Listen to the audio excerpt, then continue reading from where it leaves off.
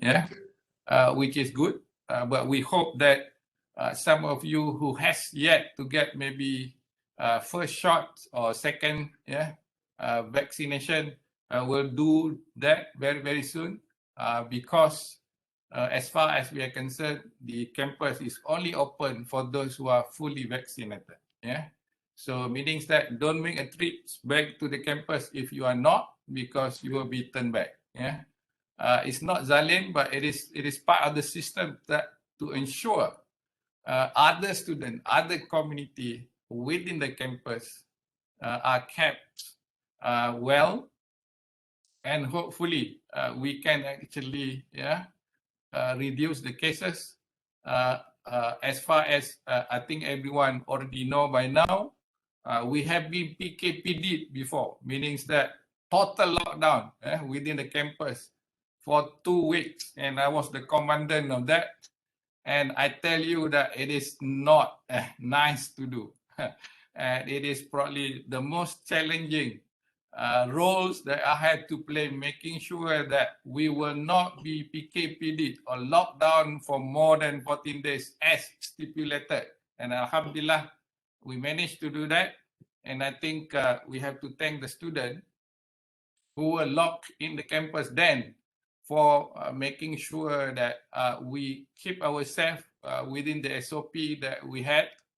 And Alhamdulillah, now I think we are recovering, and hopefully all of you can come back safely to the campus, and we can come back as normal as possible, which what we call the endemic times. You know, we live with the virus, and we hope that we are protected, and we still making sure that the hygiene is being maintained, the SOP is being kept, so that we can reduce the cases. Alhamdulillah. So I would also like to welcome especially the student and the new student to give your nice comment. I know today you can have just blasted anything on the media, and I don't think that is a good way to actually negotiate for something that you may have better in the future. So don't put something which will turn off the other parties, but do say something honest, but at the same time with humility, in a way that we can negotiate better and actually give you without having any argument, and bad-hearted, in a way when we make our negotiation. So some people say that is what we call adab. So this is something that the universities are looking into. We would like to so-called go into this adab business, which we call ISES, integrity, synergy, excellence, and sustainability, becoming the core value of university now. And we hope that our students are knowledgeable in that sense to actually embrace ISES. And I think we do that with what I call adab, ADAB. With adapts, I think we can manage everything easily, and I hope that that message will come across to you many times. And do not worry to say that I'm big enough, so don't remind me again. But I think we do have to do that. And with adapt, I think you can learn better. You will have good listening attitude. You'll be communicating clearly, with reason, logic, and that is part of what we call architecture. And I think this is some things that probably indirect while actually going through the architecture program. But I believe that a generic skill, including adapt, is one of the factors that make us the best architect in the world. And I think, I'm not sure, Dato Ezumi has a lot of slides today. I would be very happy if I can have the slide later, Dato Ezumi. And I know that Dato Haizi will have all the experience of her life, from her student times until now. She call it pension time, but I think she's still getting involved with building industry, construction industry as board of directors of many companies. And I think those are very valuable experience that will be shared by both of our prominent alumni later. I do have to apologize because I also have to chair another important meeting for the university at 9:30. So I will not be listening to my sister Dato Haizi and of course our dear brother Arkitek Dato Arkitek Ezumi. But I hope everyone would be learning a lot from both of them. And I'll be seeing some of you on campus. Do say hi to me and say I'm the architecture student. And then probably if we are at Richamo, for example, we can have a coffee or anywhere else within the campus. Okay, do come by in my office as well. You are welcome to come to my office. It's on the ground floor at Jabatan Harta Bennett. I'm just another human within the campus, and we together can make the campus as a beautiful.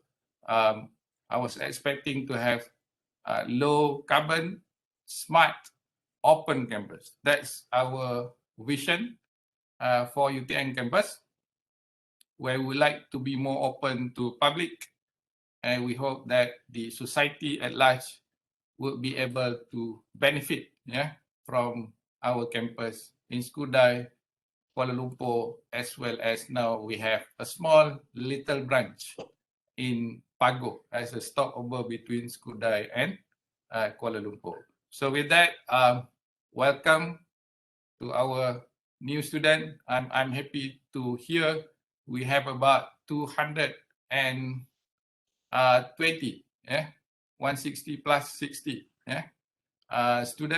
new student, and among that 40 is international friends that we have this year.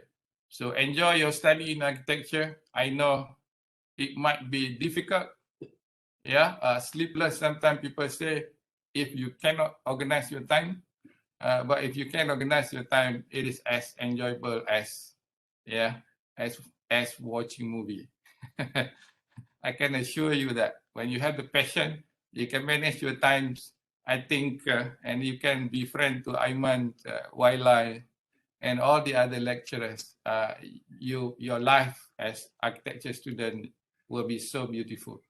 And I still remember those students that I first taught, in 1988, 1989, where they are at the same age of me. We play soccer together, we takraw together, we bowl together, we run to the balai cerapan together, and that is probably the most memorable and enjoyable times for me as a lecturer. And of course, I'm only earning like less than 2,000 then. So don't put the barriers. I know you are very young. Some of you are just 20. Me probably almost triple your age. But age do not matter when you have a very good generic skill to be friend to everyone. So enjoy your study. Again, thank you, Dato Haizi and Dato Ezumi. Thank you, department, for inviting me. I hope the program today will be as smooth as possible, insyaAllah. Wabillahi taufiq wal hidayah. Assalamualaikum warahmatullahi wabarakatuh. Thank you, everyone. Back to you, Aiman. Thank you very much, Prof. I think I would like coffee as well next time. Thank you, Yang Bahagia Prof. T.S. Dr. Muhammad Hamdan Haji Ahmad, the Deputy of Vice Chancellor of Development in UTM, for that welcoming address and announcements on some of UTM information. I think it's interestingly that Prof brought up about ISAS.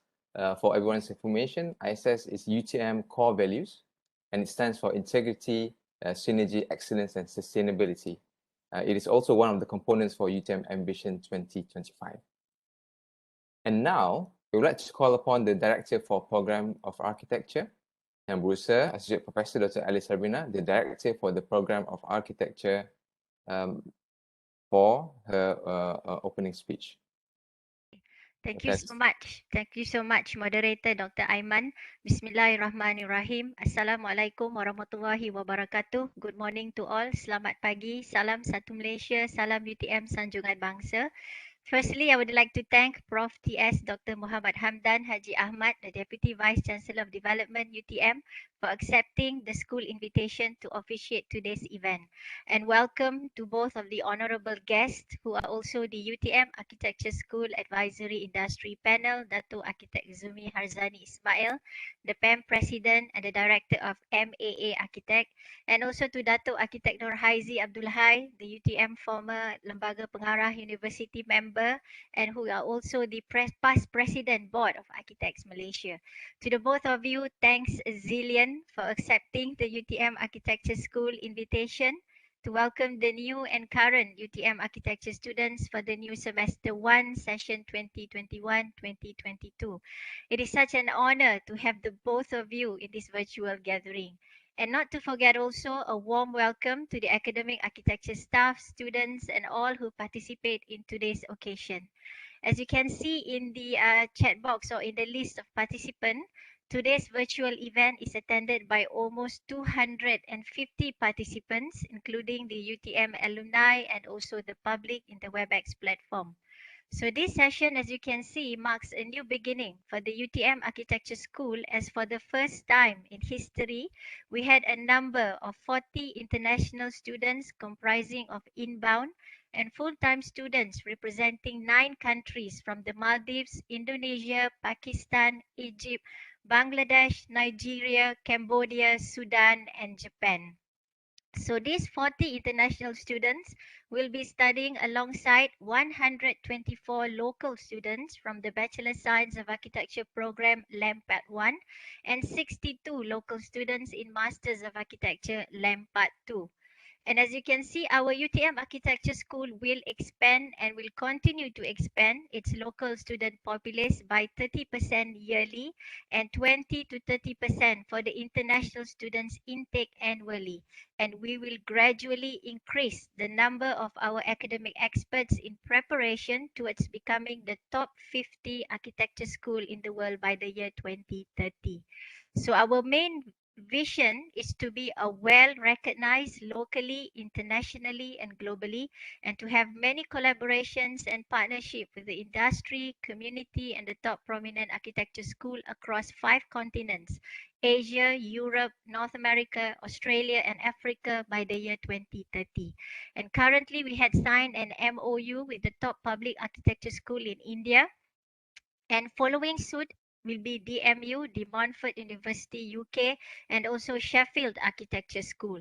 So our UTM Architecture program, as you can see, is the pioneer in the country. And for the past 66 years, we have been producing many successful graduates, serving the country in many fields as leaders, entrepreneurs, professional politicians, and many, many more, whom are now our alumni located all around the globe.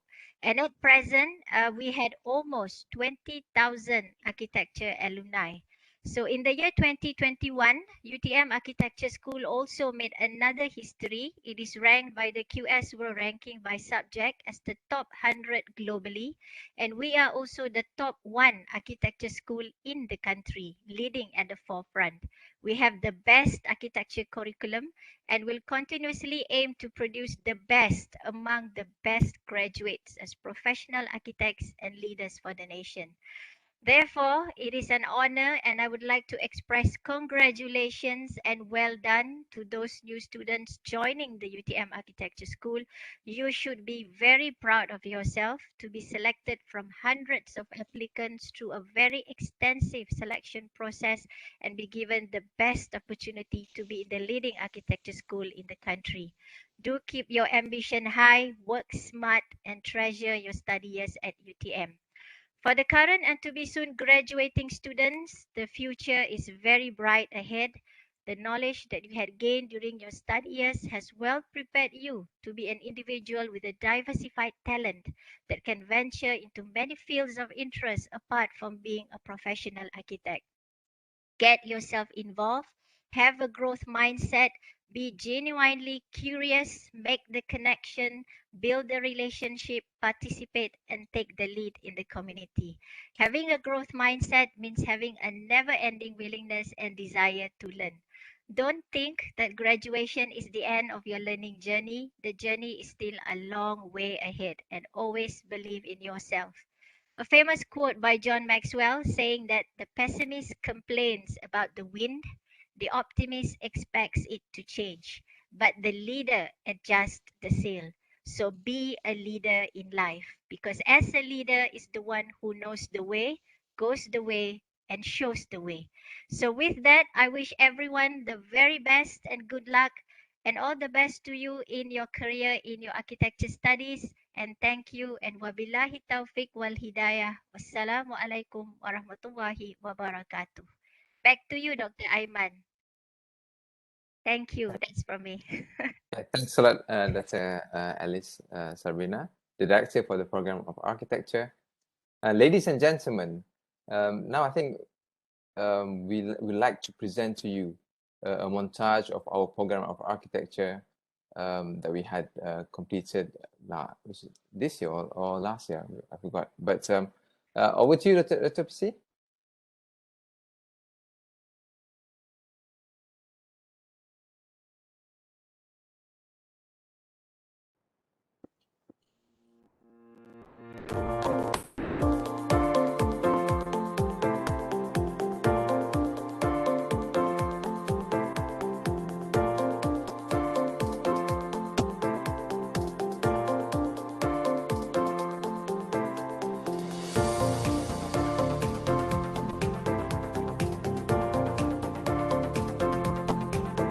The Architecture School vision is to empowering innovative talents to drive impactful value transformation in the built environment for humankind.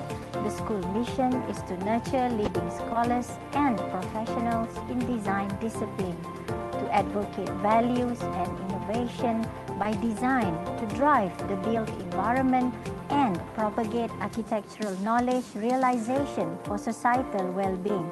Our UTM Architecture School is the renowned globally and listed in the top 100 QS World Ranking and the top 50 at the Asian Ranking.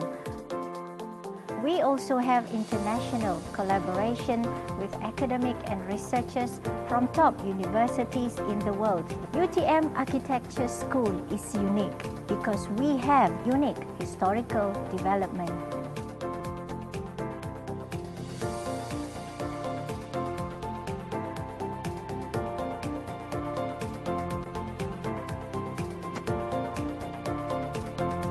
As UTM School of Architecture, we have come a long way. A formal architecture education at UTM was first initiated by the British administration during the pre-independence era through the setting up of the Technical College in Kuala Lumpur. In 1956, Julius Posner was brought in from England and appointed the head of the department. It was during his time a program called Diploma in Building Design was introduced. By 1960, this diploma was deemed recognized by the Royal Institute of British Architects as being equivalent to RIBA Intermediate Examination, equivalent to what it is now referred to as Board of Architects Malaysia Qualifying Professional Examination Part 1. Julius Posner was the man responsible in planting the seed that led to the formation of this School of Architecture at University Technology Malaysia. UTM made a historic move to its present campus in Johor Bahru in 1985, where our school was among the first to move to this present campus. Here we are at this great campus in the state of Johor. In this year of 2021, we have served the nation by producing knowledge in architecture and, most importantly, thousands of architectural graduates to help build this nation. We have been doing this for the past 65 years. We are proud to be the oldest school of architecture in this country. Currently, our architecture program focuses on 3 niche areas of research, namely environment, culture and heritage, urbanism and community. In environment, we promote our students and staff to explore on responsive sustainability, which is our school DNA. We enhance our teaching and learning concerning the environmental physics and environmental behavior. Responsive, sustainable environment, however, must also be aligned with the culture and heritage. Culture and Heritage is the UTM Architecture School research area, and we are an expert in traditional Malay architecture towards promoting national architectural identity. However, the strength of the school is also to produce professionals in terms of design practice and management. To achieve this, staff and students are actively involved in research on matters relating to the real practices and also the applicability of design projects and initiatives that go all the way towards benefiting the served communities of the world. Through the strength in the 3 niche areas of research, the school aims to produce transdisciplinary generation of graduates who would greatly contribute to the world through their acquired expertise.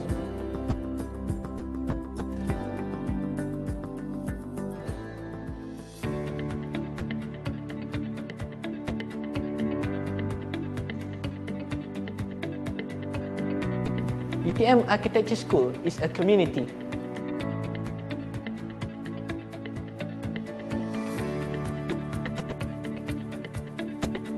UTM Architecture School is creative.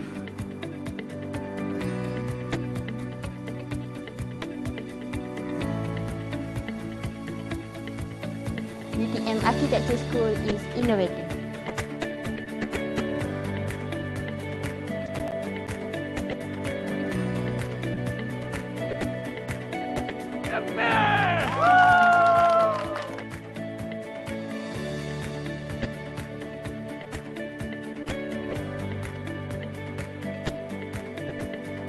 UTM Architecture School is multicultural.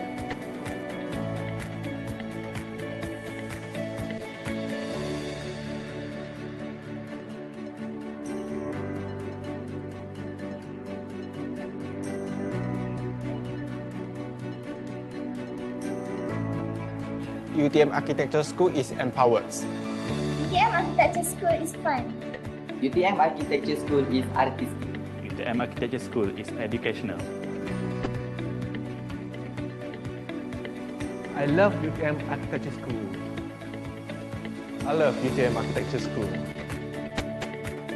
I love UTM Architecture School. I love UTM Architecture School. I love UTM Architecture School. I love UTM Architecture School. I love UTM Architecture School. I love UTM Architecture School. I love UTM Architecture School. I love UTM Architecture School. I love UTM Architecture School. I love UTM Architecture School. I love UTM Architecture School. I love UTM Architecture School. I love UTM Architecture School. I love UTM Architecture School. This is UTM Architecture School. We love architecture! Join us and be among the best.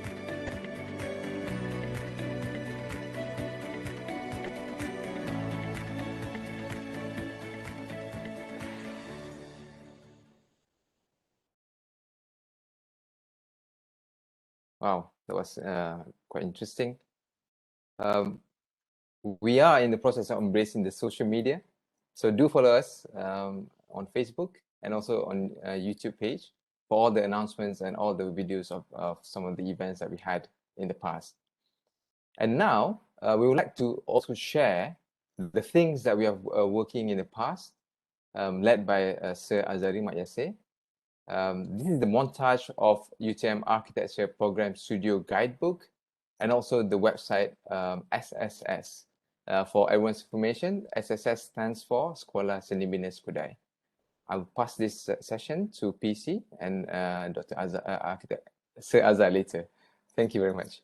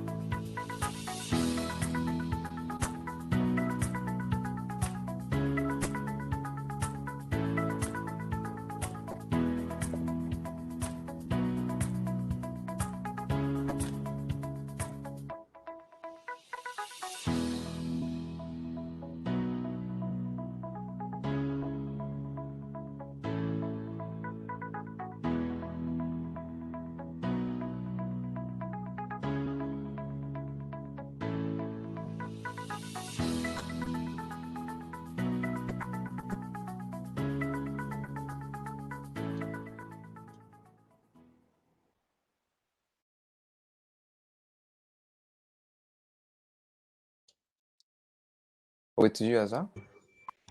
Okay, Assalamualaikum warahmatullahi wabarakatuh. Can you guys hear me? Sorry, it's a bit noisy where I am, so hopefully you guys can just bear with me for a moment.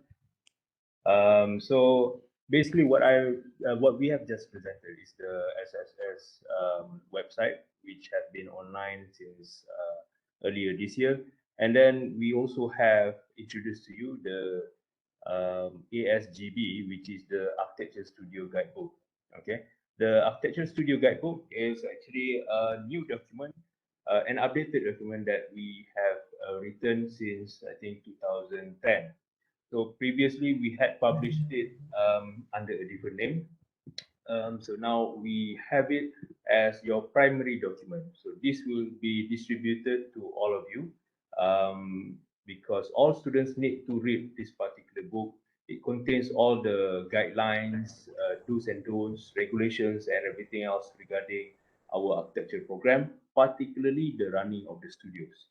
So previously, you might wonder why a particular exercise is done in a certain way, why we need to have 3 lecturers in order to do the assessment, or why how you can be failed but still can appeal to pass, and so on.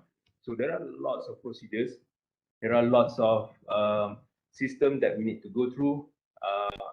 Everything has been documented in this particular book.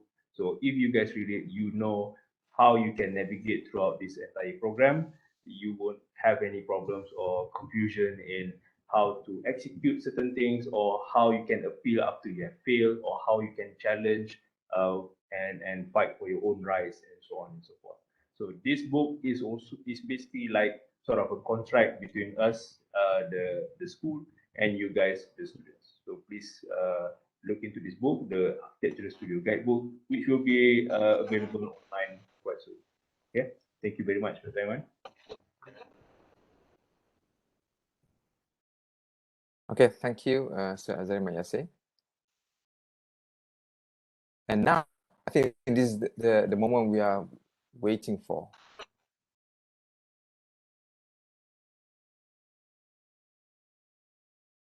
So we will listen to our prominent guest speakers, but before we do that, allow me to read and share some of their profiles and background. So Dato Arkitek Ezumi Harzani bin Ismail is the current president for the Pertubuhan Arkitek Malaysia PAM or PAM.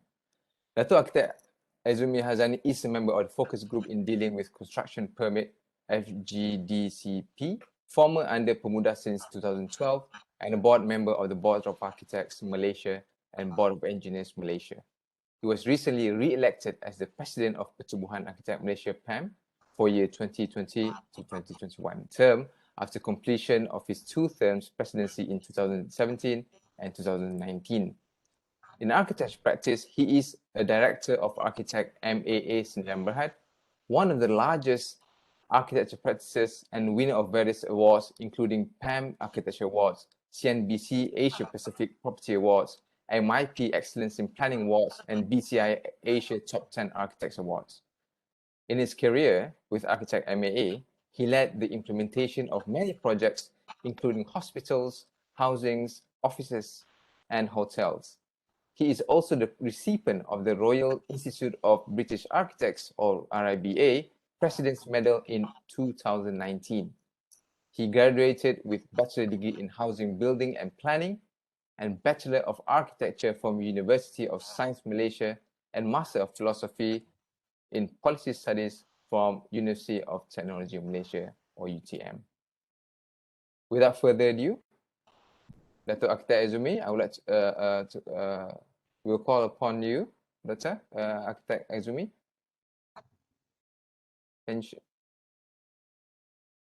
Assalamualaikum warahmatullahi taala wabarakatuh. Selamat pagi and good morning. Thank you, Dr. Aiman, and thank you to Dr. Sabrina and the whole Department of FABU and University Technology Malaysia for inviting me to share my experience and some of my opinion in this session. Before that, let me try to share my screen. I have slide presentation. Okay, you have to let me know if it doesn't work or if it works.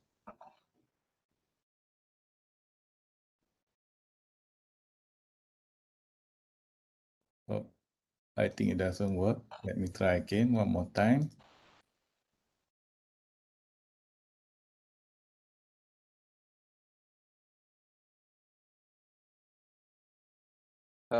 We can see your PowerPoint, but can you change the slideshow, swap displays? Okay, let me try. Yeah, press that one. Swap display. What do you see now? You can see your... Okay, I think I better.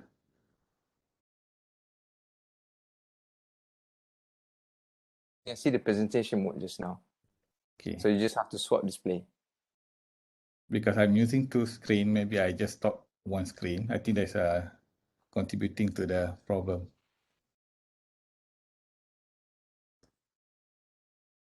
Okay, please bear with me. Let me stop the presentation first, and then I try to go in again. No worries, we can wait. Okay, like I mentioned earlier, I know that I'm going to have this problem sharing. Okay, let me try. I can share my desktop, but not. Do you see the presentation screen now? Yes. Is that okay? Yes, Do you see? Okay. it's good, Dato. It's good. It's good. Okay. I think I have a problem every time I use Webex and Microsoft Teams.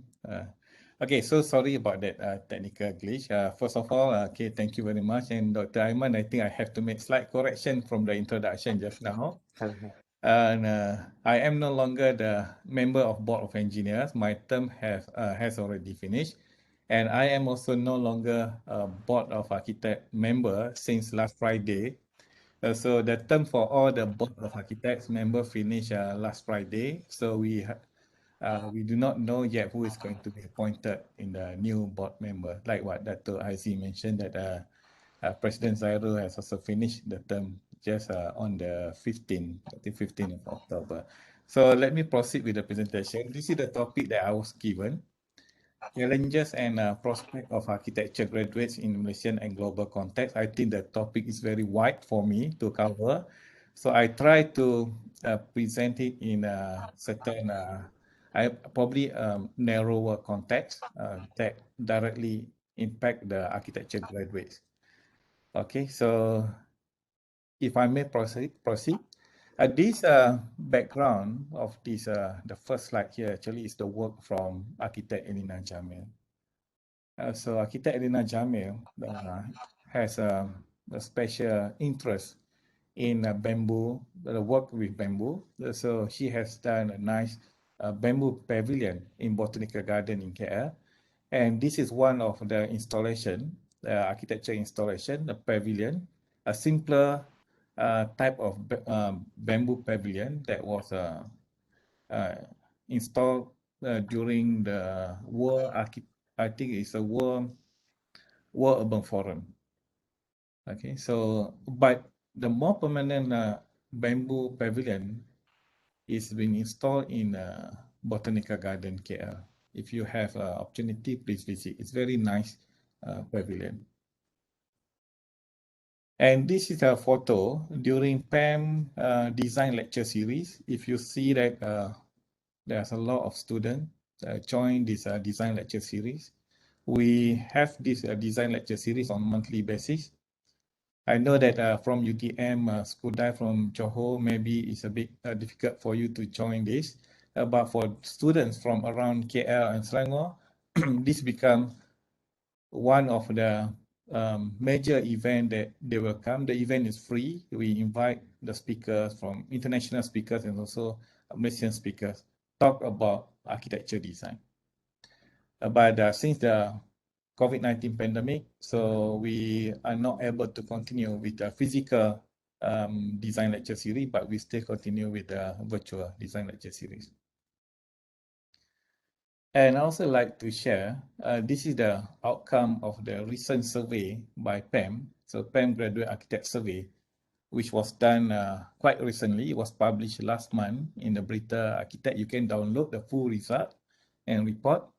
But what I noticed that the interesting finding from this survey is that if you look at the survey, the first question here that I am sharing, that the finding from the respondent about their learning experience in architecture programs. So we have architecture program for part 1, part 2, and also a local university and overseas university. We also have architecture program from the unrecognized university or unrecognized programs. But interestingly, the finding that 69.1% says that learning architecture is very exciting. They love studying architecture. And 25.8% say that it was so-so, it was okay. And only 5.1% that say architecture study is frustrating and they regret choosing architecture.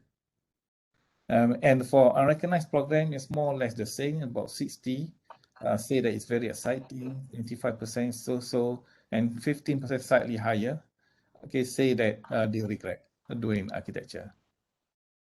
So more or less, I can conclude that only from the recognized school programs, only 5.1% that are not happy studying architecture, and they say that they regret choosing architecture program.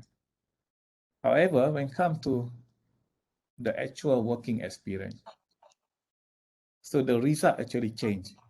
So from learning, 95% say that they are happy, or so they are okay. Only 5% say that they are not happy.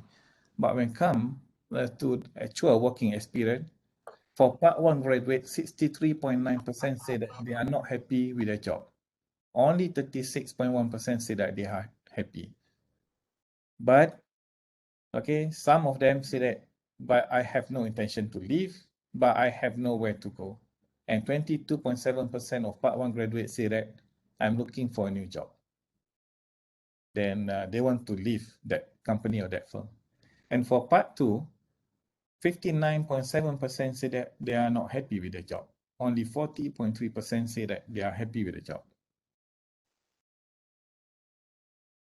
I'm going to proceed with the slide, which is sensitive content warning. I have to say that some of the content is quite sensitive to some people.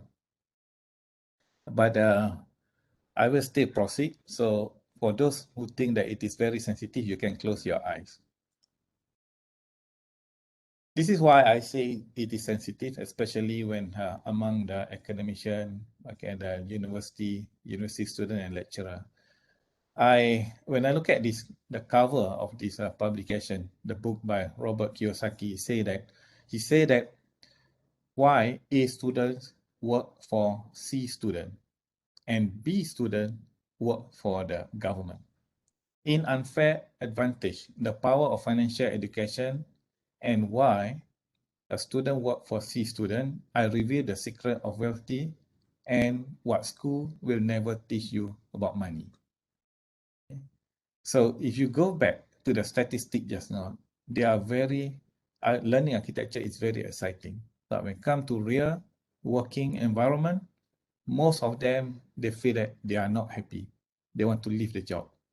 There is one thing that is missing from what Robert Kiyosaki say, that the secret of wealthy and the university, the school will never teach you about money. Okay. So what about D student? Robert Kiyosaki mentioned about A student, C student, B student. What about D student? So many views say that D student become the government because they are the politician. They are the one who make policy to be followed by A, B, C student.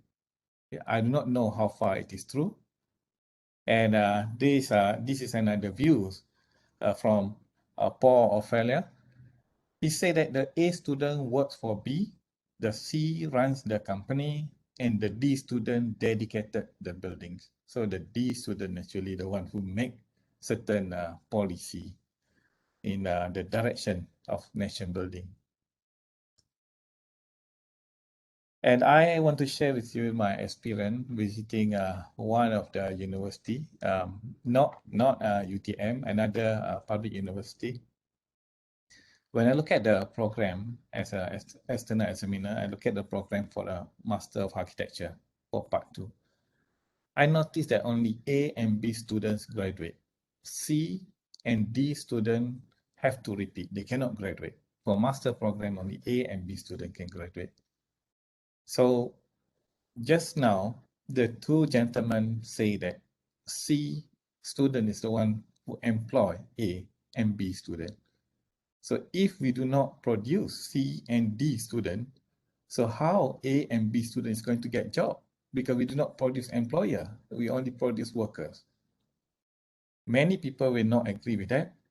Okay, I may also not agree with that. But if you look at here, this is from the same survey statistic. Okay, the PAM survey statistic, it shows that from 392 respondents, it showed that 79.8% are salary graduate. So it means that employees. And self-employed, only 3.6%. So we are producing very low number of self-employed. And if you look at the detail of the statistic, even the self-employed, they are not really employer. They are just self-employed, I mean, working on their own, and they do not employ other people, except 2 or 3 companies only employ other people. And shockingly, 16.6% are unemployed. So the number of unemployment increased tremendously. Of course, this is part of the impact from COVID-19 pandemic. So the question asked further to the graduates, those who are not employed, so 65 of them. So the response is that, okay, the question asked, do you have difficulty in getting job? Only 9.2% say no. The rest actually say yes, they have difficulty, but for different reasons. Okay, 29.2% say that yes, okay, they have difficulty in getting job, but I could not get the right job for me. Yes, I could not get the salary I want. Yes, I could not get job at all. And this is very scary. 36.9% say that they cannot get job at all. Okay, at least the 13.8% they can get job, but they cannot get the salary that they want. I think that is maybe it can be understood that under the current situation, there are some salary reduction imposed. Okay, but quite scary when 36.9% say that they cannot get job at all. So I'm not saying that we must produce the C or D student. We still need to produce A and B student, but the A and B student must learn the skill of C students. So what are the skill of C students? So that the A and B student can also be the employer to other people rather than just employee to C student. So what are the skills of C students that allow them to move further than become a successful employer? Many people say that soft skills are needed for future job, but I don't think that we should label it as soft skill because it is a required skill. It's no longer a soft skill, but it is required skill. So what are the required skills needed for future job? Negotiation and reasoning skill, problem solving, critical thinking, resilience. You have to be resilient in what you are doing. Forward thinking leadership.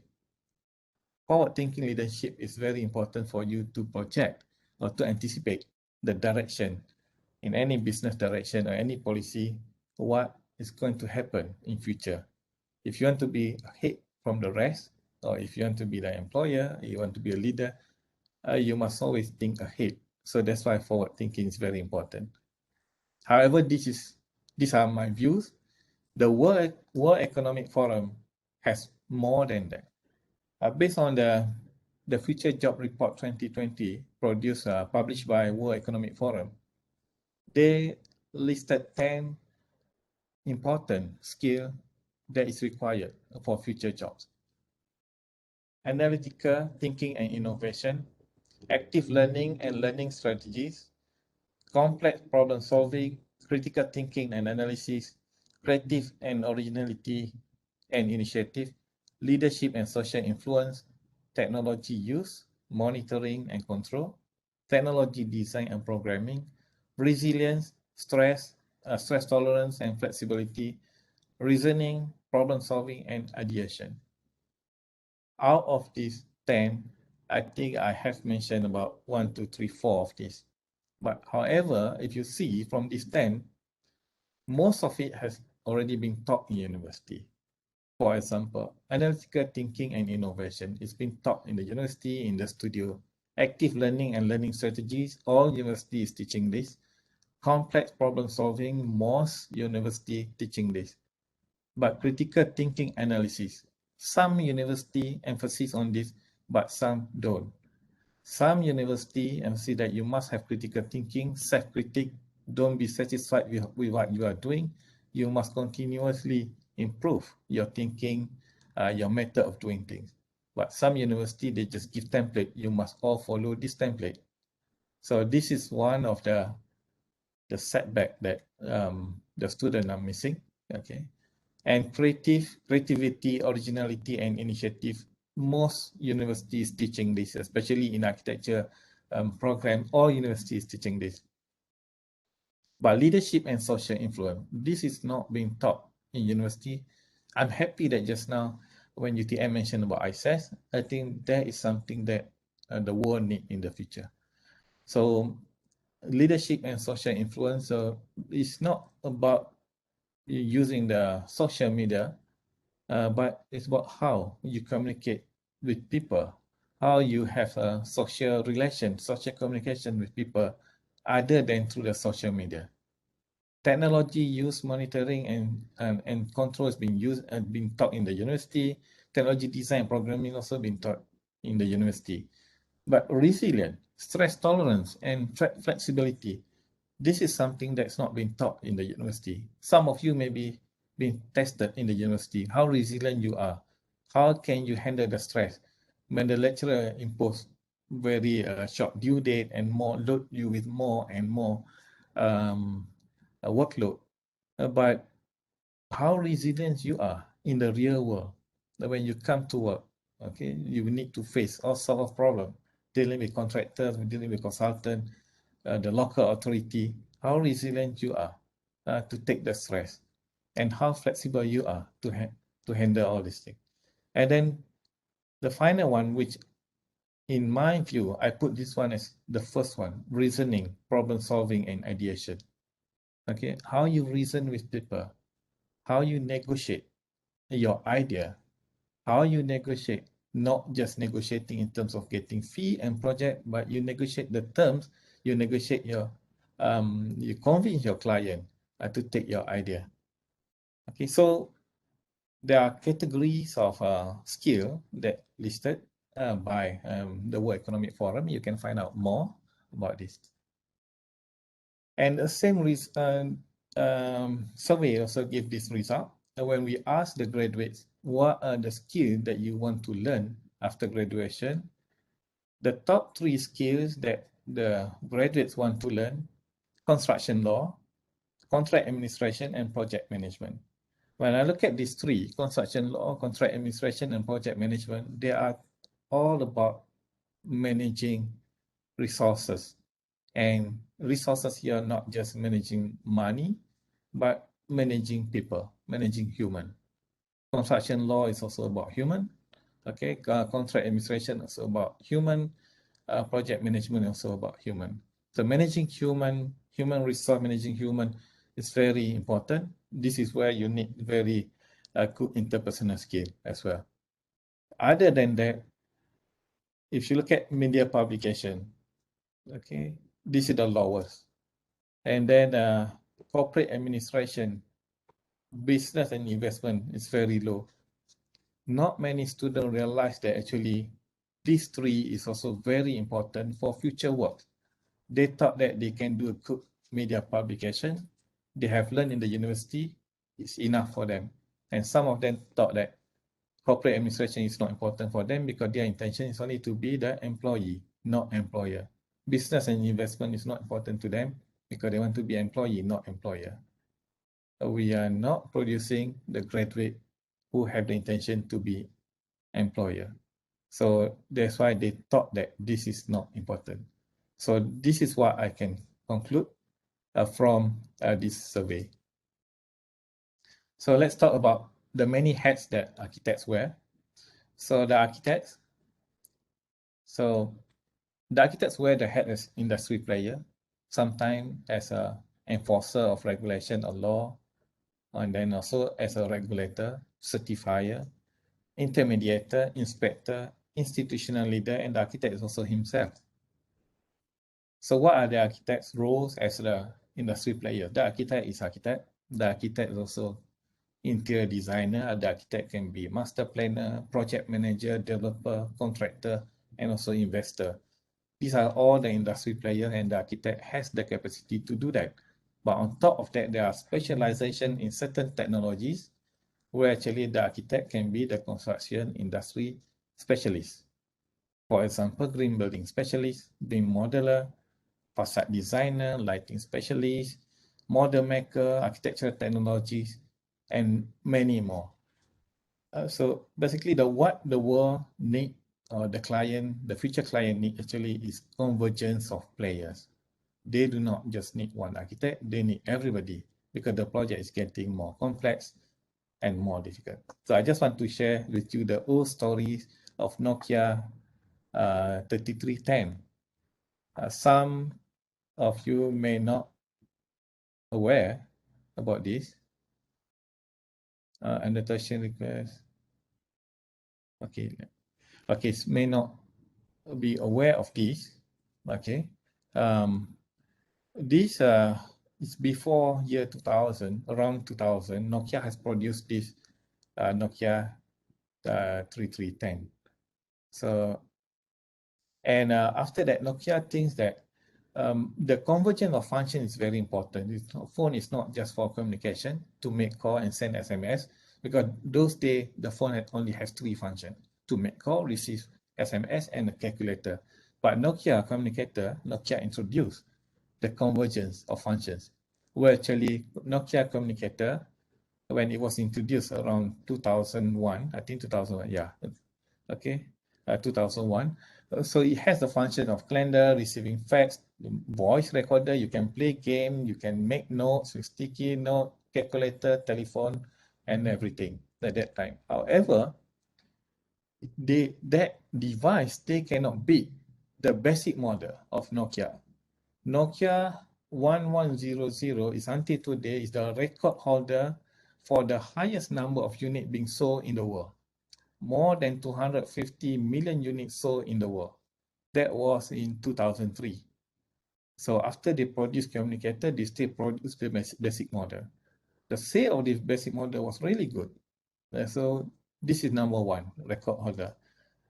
And then in 2005, it continued that the basic model, now Nokia 1110, also the sale is more than 250 million. Still good. So then what happened to this communicator? In 2005, they realized that the basic model sale is really good. It cannot beat this Nokia communicator with all the function that it has. So Nokia decided to stop producing Nokia communicator, go back to basic. But what happened? In 2007, okay, 2008, first quarter of 2008, share of Nokia's in the user market actually dropped tremendously.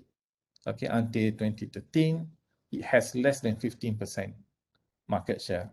And today, some of you may not see that device anymore in the market. So what happened? June 2007, iPhone was introduced. There's no name, no logo, no keypad, no antenna, no color, no style, just design. This is what Steve Jobs has introduced, and it disrupts the business of Nokia. Design is not just what it looks and feels, but design is how it works. So Steve Jobs put things back together. The conversion of our services back into the iPhone model. So iPhone 6, okay, almost beat the sale of Nokia basic model. iPhone 6 is the third highest sale in terms of number of units, with more than 220 million units sold. Then that was in 2014. Bear in mind that iPhone price 10 times higher than the Nokia basic model. So although that the sale is 220 million, it is equivalent to 2 billion units sold, as in comparison to what Nokia has done. So what made the success of iPhone? So iPhone incorporated more services, more function inside there, from calendar, from what Nokia communicator did, they include more. You can even watch TV, take photo, okay, communication, photo album, radio, tape recorder, game, telephone, of course, fax as well.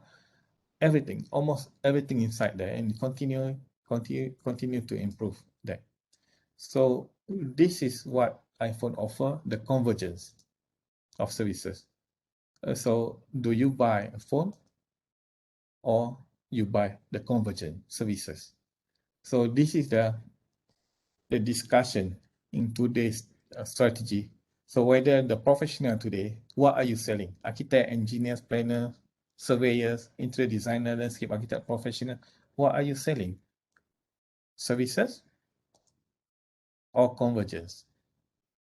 Because the client today, they don't look at service anymore. What they need is the products and solution. They need solution to their problem. So let's look at how, okay, the convergence of services can be offered to client. For example, here, by using BIM, for example, so you can provide these services.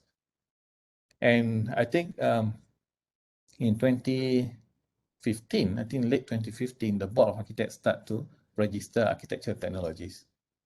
So I just share with you a little bit about the architecture technologies in the perspective of the Board of Architects. You can download all this information from the website of the Board of Architects. So architecture technology, so what are the requirements? So you just need part 1, okay? Part 1 or equivalent requirement, then you can apply for to be a member of, to be registered as architecture technologies with the Board of Architects Malaysia. Or if you are graduated from any architecture, technology or Bachelor of Science program, but it is not recognized. Other program recognized by the board, okay? But it is not recognized, and the candidate comply with the following, okay? Has obtained a minimum of 2 years, okay? Although it is not part 1 recognized, but if you have obtained 2 years minimum work experience and has passed the examination, I mean that's interview, it's just a simple interview, you can also register as architecture technologies. And after that, you can further upgrade your registration by becoming architecture technology specialized in certain area. Okay? So you must have 2 years of practical experience in that particular field for you to be able to be registered in this as a special architectural technology with specialization. So what are the job opportunity and scope of work? So under Schedule 1 means that the architecture technology school can work independently. You can establish your own firm without the need to have the supervision from the engineers or the registered architect. It means that you can set up your own firm. You don't need to have professional architect to be in that firm. So these are the listed type of service that you can provide. Acoustic design, accessibility science, architecture facade technology, architecture lighting technology, and so on. These are all the list. So you can even be fire safety. You can have a specialist in fire safety science. For example, you want to do a study on the impact of fire on building, then you can set up this because you are registered as technologists. You don't need to be a professional architect to do this. Okay, including conservation, construction, and so on. But you can also add additional services, which is you can do building design, architecture drafting.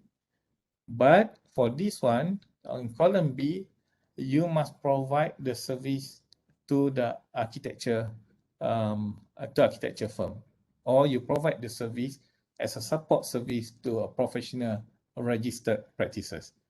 Okay, you can also provide anything in column A here as a support service to the registered firm, and you can also provide building drafting, building design service, architecture drafting as a support service to architect firm. For example, if I have architect firm, but I want you to help me to do a building design for a specific building design, I can engage you to give that support service to me. But I will take the responsibility as a professional architect. But you can provide that service under this category B.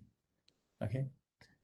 This does not mean that I'm not encouraging you to be a professional architect, but I just want to share with you there are wider opportunity under the convergence of services to be offered to client.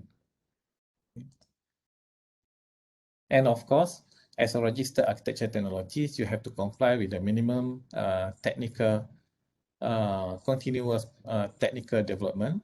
Okay, 5 points a year. You must then those with specialization, you must have 10 points a year. You must go through the training or courses organized by PAM or any other institution. And there is another one that I want to highlight here. Okay, for those who have sufficient experience, okay, with requisite experience and top up courses as prescribed by the board, architecture technologists will be eligible to apply for registration as a graduate architect. What does this mean? So it means that for those who have graduated and been practicing as architecture technologists for sufficient period, here it says 2 years. After 2 years practicing as an architecture technology with specialization, you actually can apply, okay, to register as graduate architect. So this means that you don't need to go through the formal learning doing Master of Architecture. But this does not mean that I am not encouraging you to do Master of Architecture, but this is another opportunity for those who are already in the industry and do not have opportunity to come back to university to do the part 2.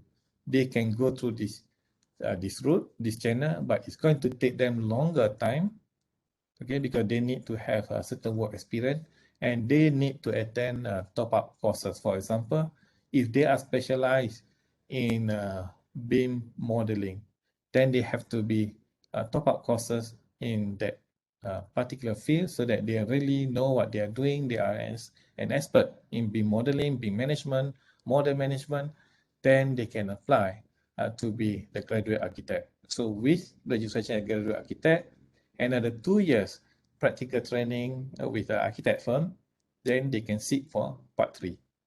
So that is the intention of this provision of architecture technologies, to give more opportunities for those who are already in the industry. And of course, okay, there are many other hats other than that. For example, here as enforcer, I just show you. This is the mayor of Penang, Dato Arkitek Yu Tong Siang. He is a professional architect and he's also the mayor. He became the enforcer of regulation. And we also have a regulator. Some architect work with Bomba, okay, to regulate, and some with local authority. There's the people who regulate the rules in the built environment. And as certifier, so architect as certifier, architect need to certify a certain requirement under the act, under the law. For example, architect certify the payment for the contractor under the contract.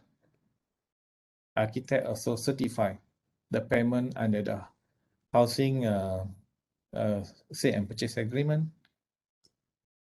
And if you see the role of architects, they're under the housing development, there's a lot of certification need to be done from the building plan application, the KM application, and then during the construction, or the form B, form G1 to G21 during the construction, and then there are many forms and many certification process. So the role as certifier is very important because architects are professional. They have professional liability and responsibility, and the society, the community trust the architect is the person who can certify things. So that's why integrity is very important in the role as certifier. In fact, there's a new regulation, new law to say that the architect or the engineer also need to certify for the issuance of schedule of parcel for housing development. So I, as professional architect, name so and so, need to certify under this act and so to say that the building was constructed in accordance with the provision of statutory law and regulation. And then as intermediator, in the PAM standard form of building contract, the architect also play roles as the adjudication, as an intermediator during the adjudication or arbitration or mediation. It depends on the position of the contract for any dispute. The architect can also mediate the dispute. And there also provision for the architect to be appointed as arbitrator, adjudicator, and mediator, depending on the position of the architect in any dispute. If the architect is the party in the dispute, of course, the architect cannot be the intermediator for that dispute. And also inspector. Okay, this is probably something new to many of the people in the industry, but this is getting wider and bigger and bigger. So there are many architects now being appointed by the developer or the contractor to be the third-party inspector. In the engineering profession, okay, independent inspector is very common, but in architecture, it's starting to grow bigger and bigger, more and more. A lot of GLC project or government project, they engage as third-party architect checker. The role actually as inspector to check compliance with regulation, to check construction comply with contract and so on. But there are also, in PAM, we have an architect center. Architect center provide this service, building inspection. We provide this service to do the building inspection. Sometimes after handing over of key to the purchaser,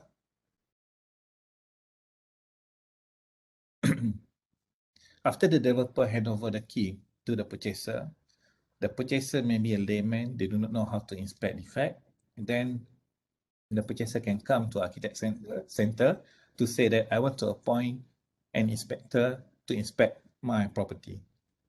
So architect center will send an inspector to do the inspection, prepare the report with all the defect lists, so that the purchaser can claim the defect from the developer.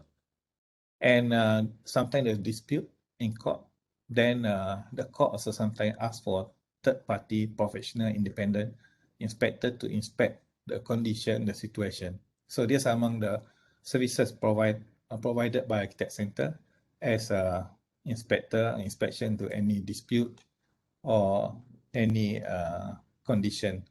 And there are also conditions sometimes when pre-purchase inspection. For example, when one company want to buy existing building, they do not know the actual condition. Of course, the agent say that everything is okay, but the company can appoint the inspector to go and inspect. Then the inspector will come up with a report saying that the genset room is not working, this thing is not working, you have to negotiate the price because you need to repair this, this and this.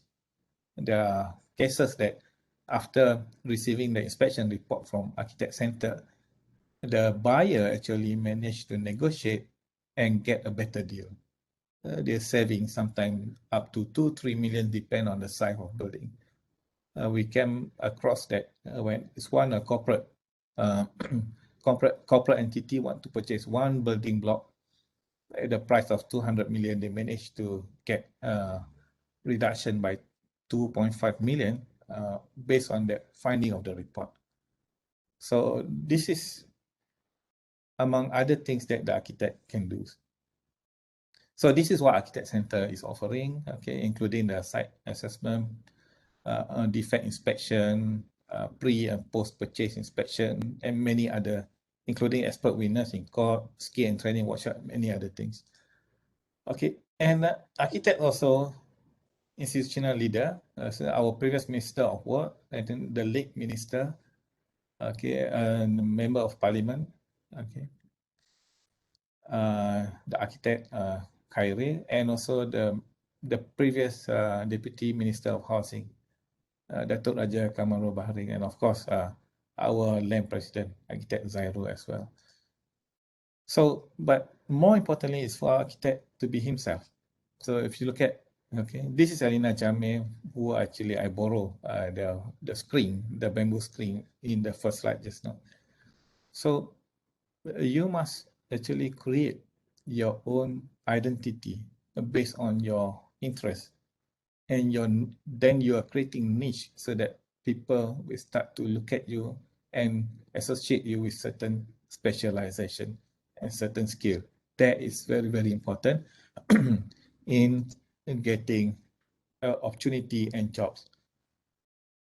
And what I want to share here, that as architect, the architect himself must have this very important principle, which is a social value, economical value, environmental value, and moral value.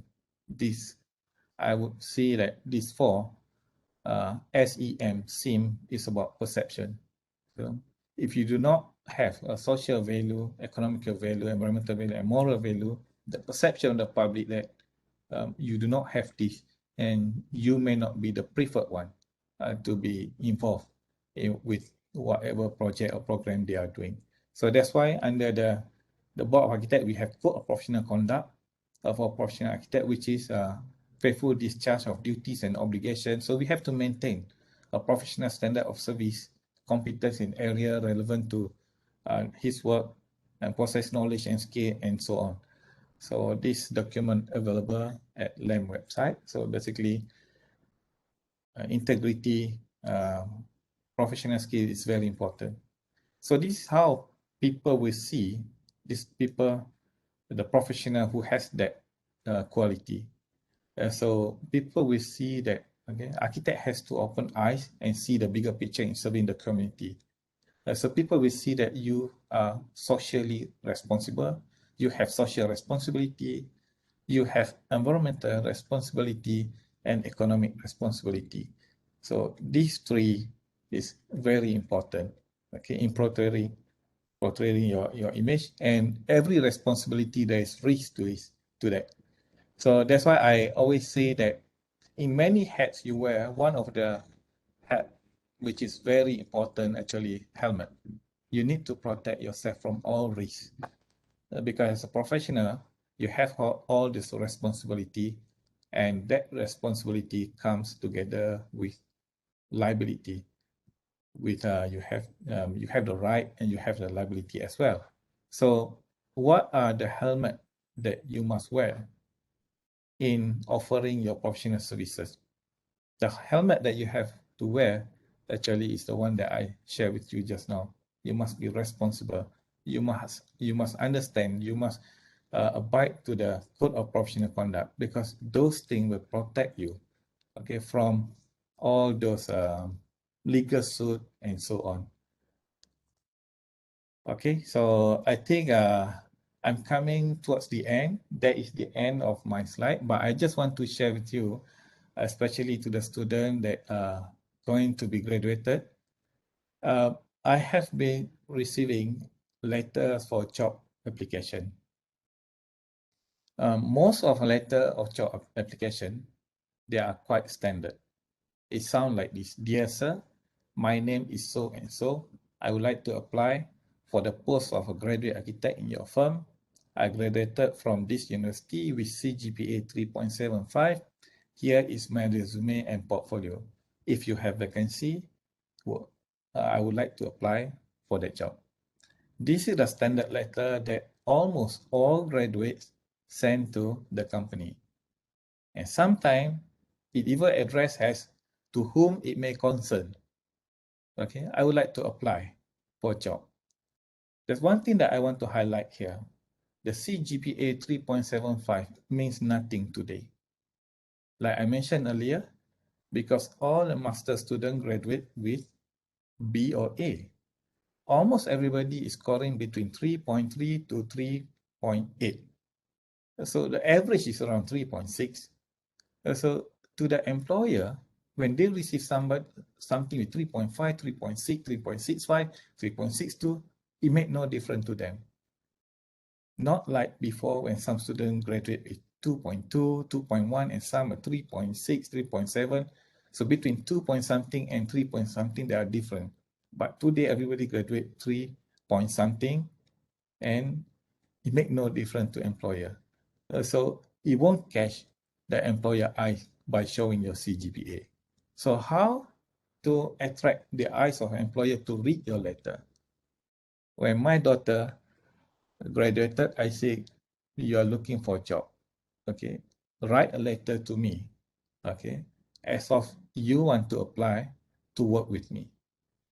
So she prepared a letter, and this is the letter I got. I say, no, nobody will look at your letter, because everybody will be writing the same letter, similar letter. Nobody will look at your letter. Even if they look at the letter, they forget about you. So you have to change. So what I have told her, that when you write your letter must be outstanding from other people. So I say that, mention the name of the employer. Let's say if the employer name is Professor Hamdan. You just say that, Professor Hamdan, I admire your design, or I like your work. Say that, Prof Hamdan, I like your work. So what she did, okay, she followed what I suggest to her. She said that, okay, Mr. Architect, I admire your design in this project, ABCD, okay, this project. He chose one of the prominent projects from that firm. It is inspiring to see how you use any element, okay, bamboo, for example here, as the sun shading device in this project ABC.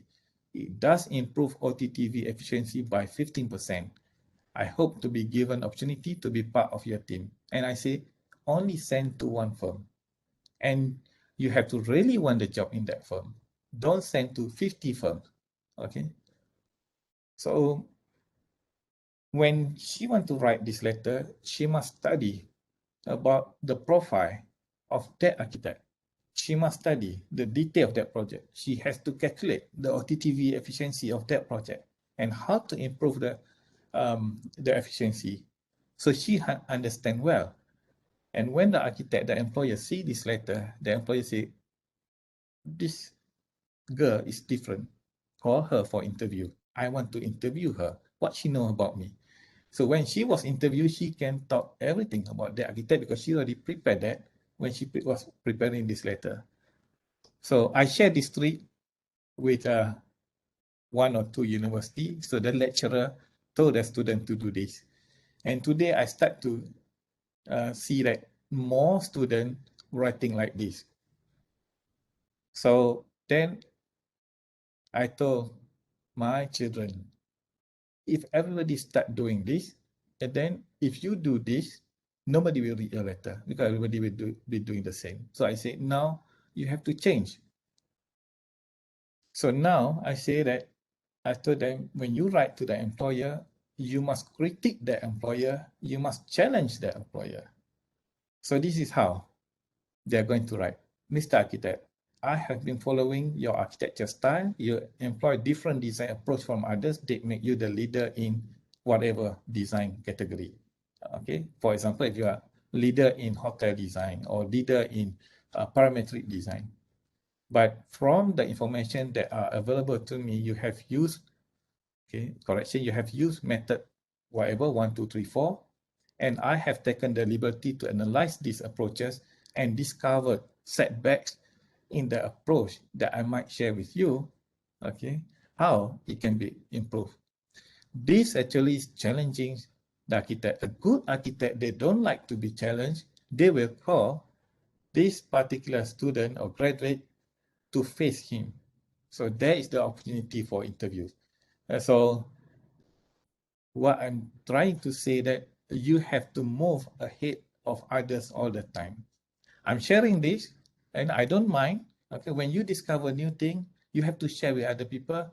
It's okay for other people to copy you, to follow you, and it forces you to create another one, another new things. And that's how you can be a leader. Thank you. Thank you very much.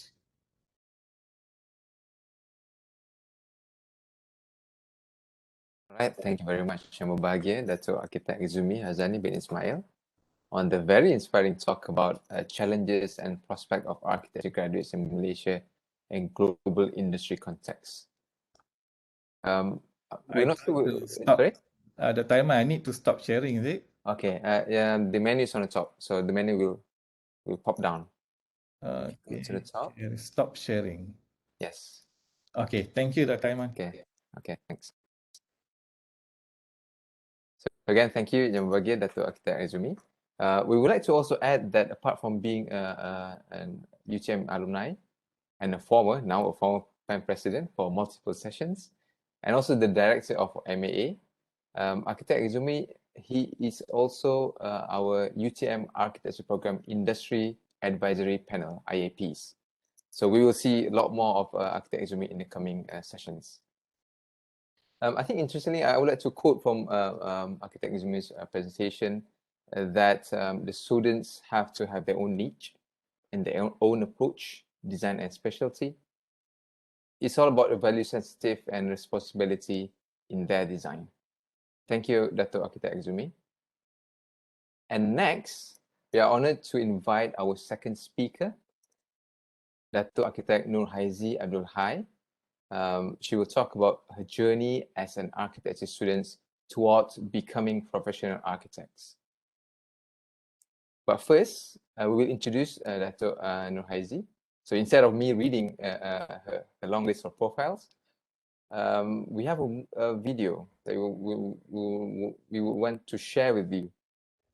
Let's see.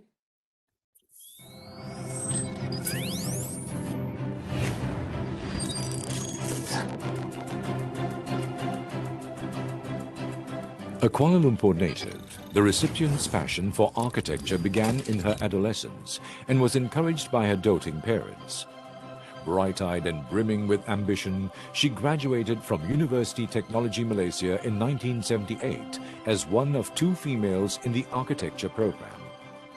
Determined to be an integral part of nation building, she then served in the Public Works Department, eventually ascending the ladder to serve as Director and Senior Director, before being appointed as the first female Deputy Director General in 2009.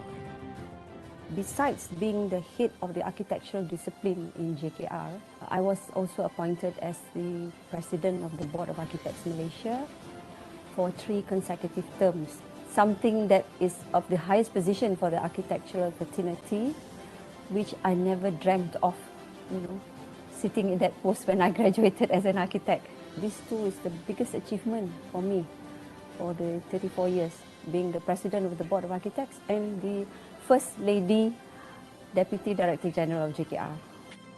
She has been involved in the construction of the HUKM Teaching Hospital, Malaysian embassies and residences in foreign lands, the Malaysia Trade Center in Rotterdam, as well as the hockey and netball stadiums for the 1998 Commonwealth Games. I remember when I was doing Berlin, my project team consisted of all ladies. You know, when we went there, when we had meetings with the Germans, they were, you know, they gave me the look that, are you sure you can do this? Even when I started work in JKR, my bosses, maybe because they're concerned, they would always ask me, are you sure you can go to site?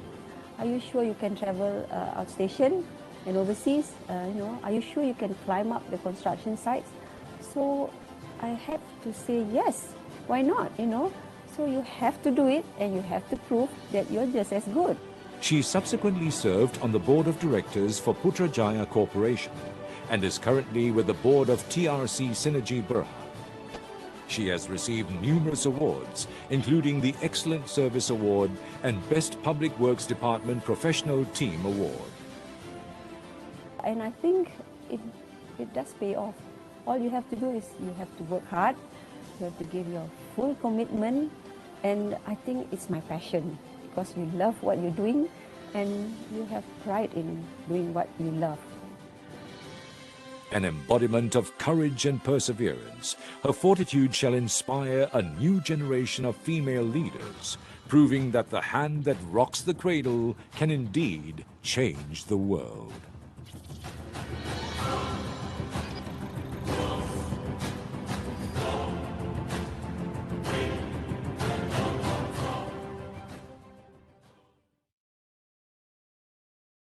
Thank you, Dr. PC, for that montage and video. Now I would like to invite Dato Arkitek Haizi Abdul. The floor is yours, Dato. Thank you, Aiman. Can you hear me?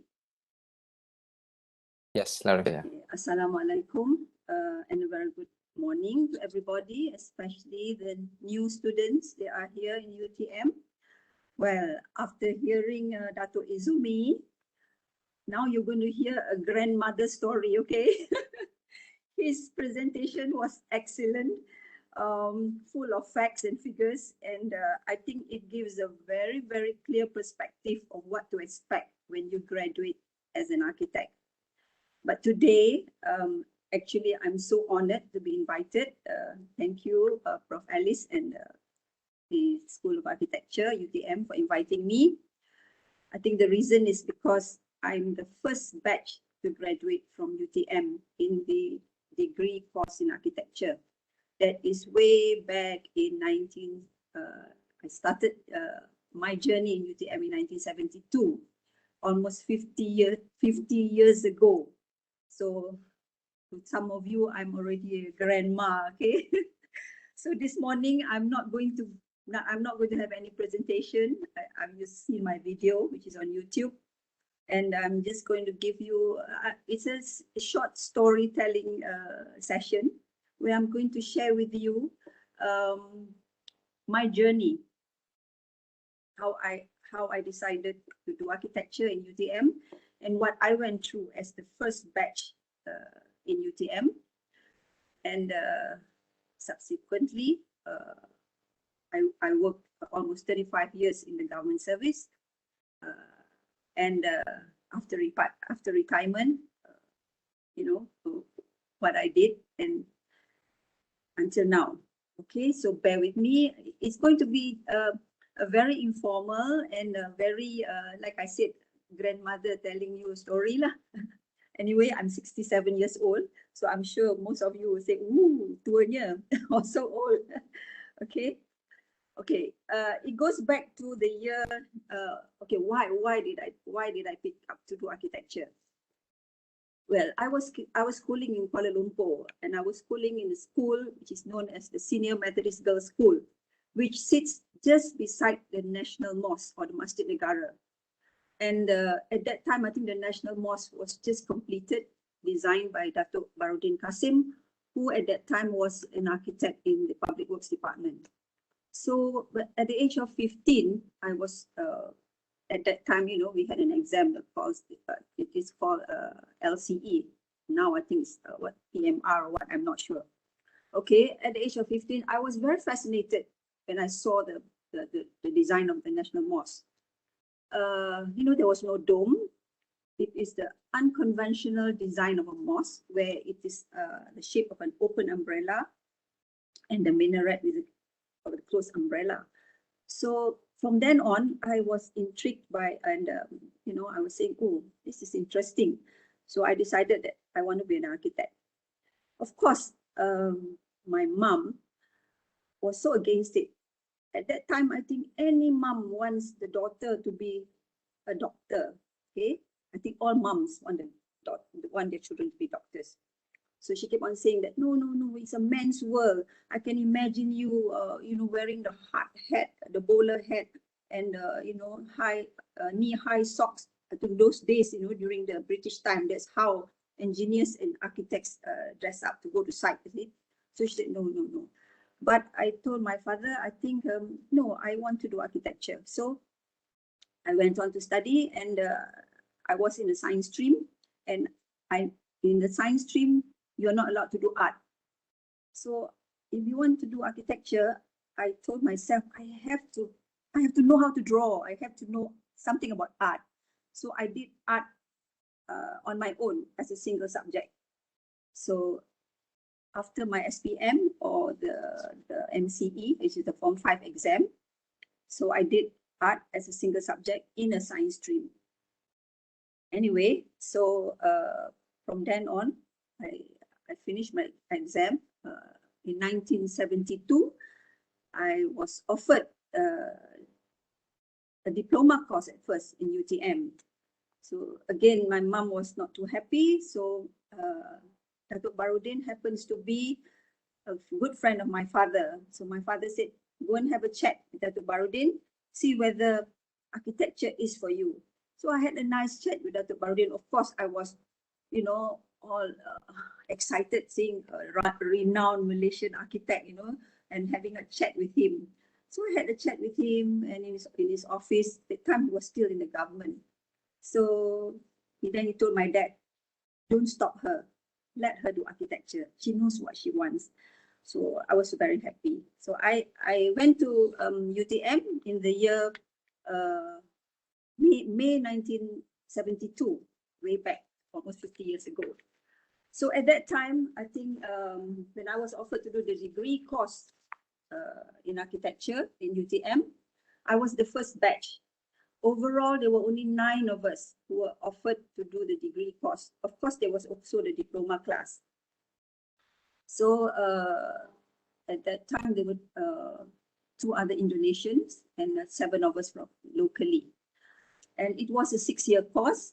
And the first time the course was conducted in Bahasa Malaysia. Yeah, I think it was a real challenge, as there were hardly any architectural books in Malay. And most of, in fact, all the lecturers who were teaching us were graduates from overseas. I think it was equally a challenge for them to be teaching us in Bahasa Malaysia, especially when we are not familiar with some of the architectural terms. I mean, being a first-year student, we are trying to be familiar with what is architecture, right? You don't know what architecture is all about. But at the same time now, it's going to be in Bahasa Malaysia. Oh my goodness.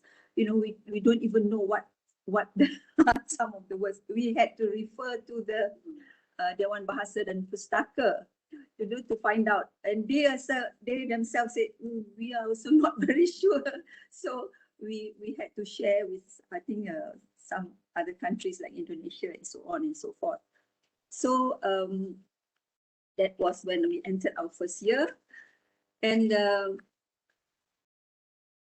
like I said, our numbers were, we felt, of course, the feeling of being guinea pigs is always at the back of our mind.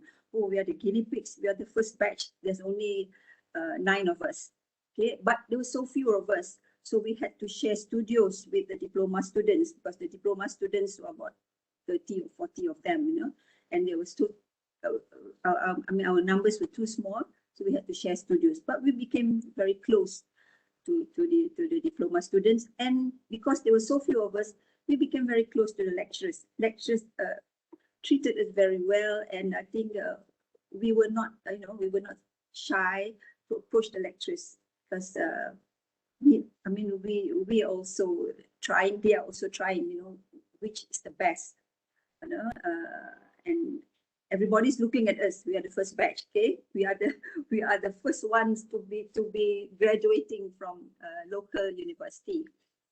Okay, I must say, I'm not trying to scare you. Okay, the new students. I'm just sharing you my experience, what I went through, and I think from there, I hope I can inspire and motivate you. Okay, I think the scenario now is totally different from when I was. Imagine 50 years ago, you know, some of you might consider it as ancient. Okay, to me, yes, architecture is a tough course. You have to be creative, and at the same time, you have to be good in the science subjects. You know, like in the first year, we had to do physics, we had to do chemistry, we had to do mathematics, you know, because later on you'll have to do structures, construction, and so on. You'll need these subjects. It was kind of boring because, you know, I was there waiting to, oh, where's the artistic part of architecture? You know, why am I still going through physics, chemistry, maths, and all, you know, and all those. Then we started the architectural part of things. During that time, there was no AutoCAD, there was no computers, there was no handphones, okay? There was no gadgets, there were no Safari, there was no Google, there was no internet, nothing, okay? So we had large, long T-squares, set squares, a large drawing board each, okay? Where we eat, we sleep, we do our drawings, everything on that drawing board. And you know, here I was trying to, excited. Where is the art part of architecture? Where is the art part of architecture? But it started off with my lecturer would say, okay, take out your 2B pencil and we start drawing lines. You know, you have to draw a line from this end to that end. You have to roll your pencil so that the thickness of the line from A to Z is the same. Oh no, we thought it was simple. You keep on rolling and rolling your pencils, but the lecturer will say, no, the thickness is not the same. So you can imagine that. And we have to learn how to draw architectural trees. Nowadays, you just copy paste, copy paste, right? So we had to draw architecture trees. We had to render the grass. If you draw, you put up your drawings, you have to render the grass manually. And then you have to shade the shadow. You have to, you have to imagine how, and you have to calculate at what angle the sun is coming in, how the shadow is casted, and you have to do everything manually. And I think as compared to now, technology is just at your fingertips. You see, you have all sorts of gadgets, you have all sorts of apps, you have all sorts of technology. It's just at a click of your finger. So these are things where I don't know whether you all are still exposed to this. Maybe you might see them in your architectural museum lah. Like when I was a student, I saw the instruments used by the first technical college students. Oh, they were really ancient. How they draw and so on.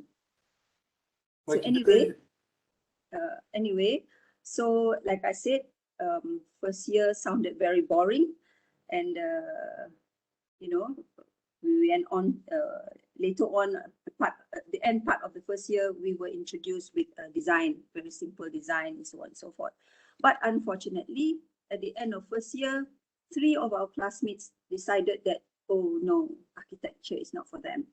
So the 2 Indonesian friends of ours decided to leave and go back to Indonesia, and one of our friends decided to join the Navy instead of continuing to do architecture.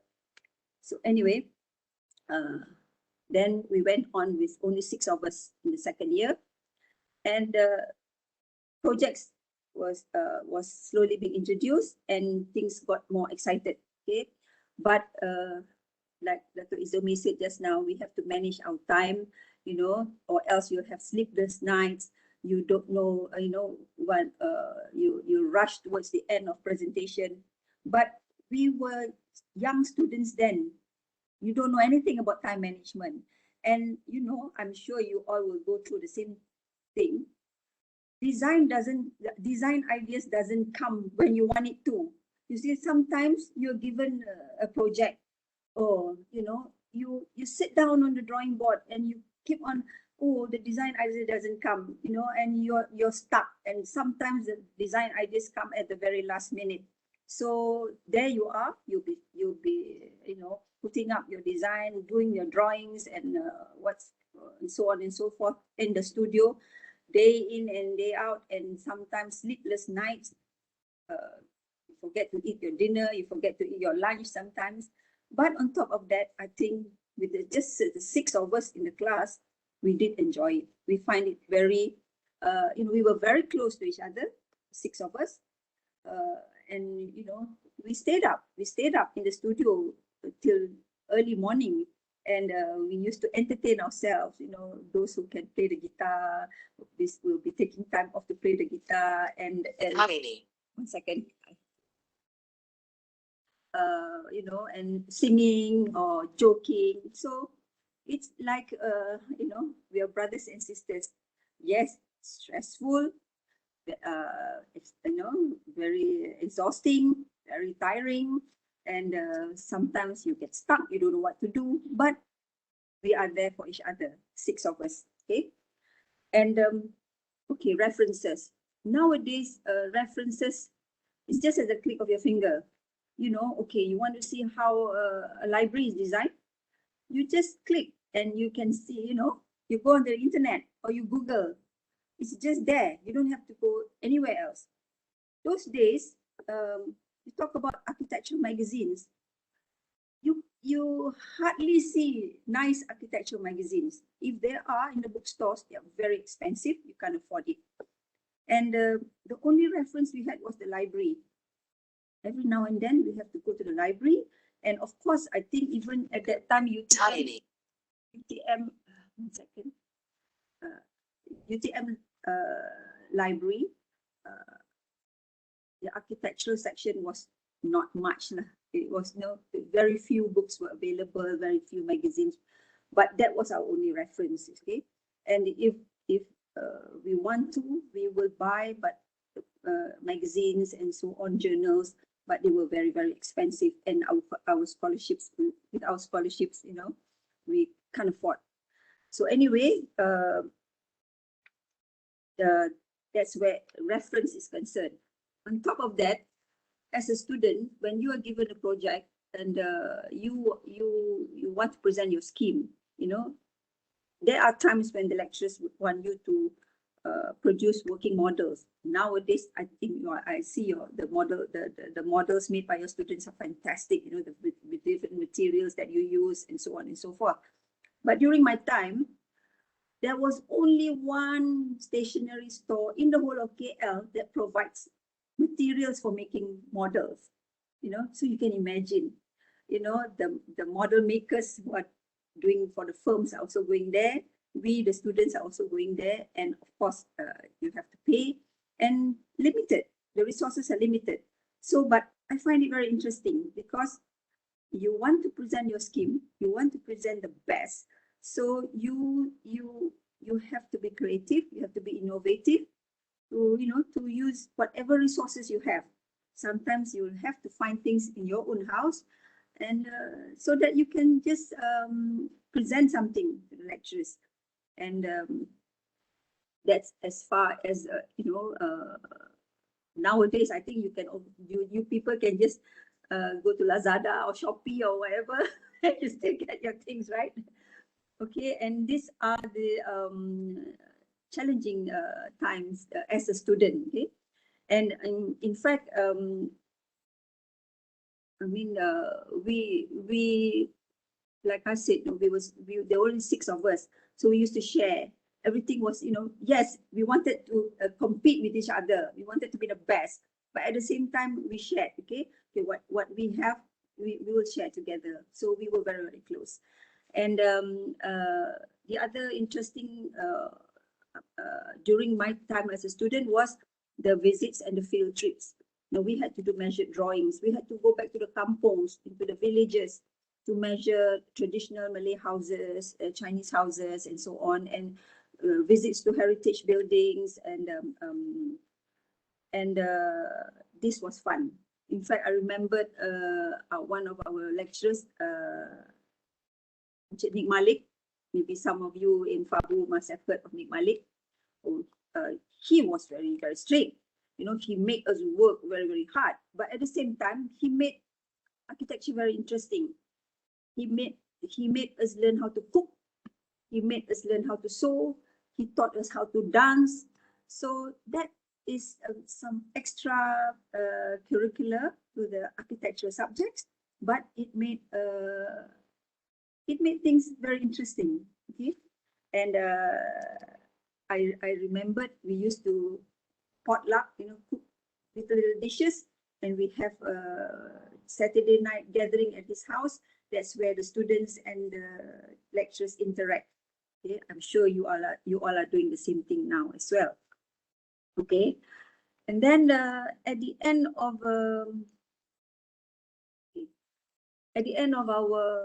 second, third year, and so on, there was still the six of us. Then we came to our fourth year.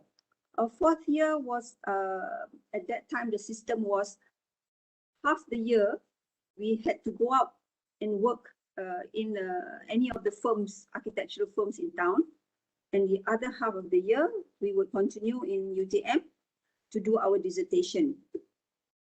So this was a rather frustrating episode for me during the fourth year.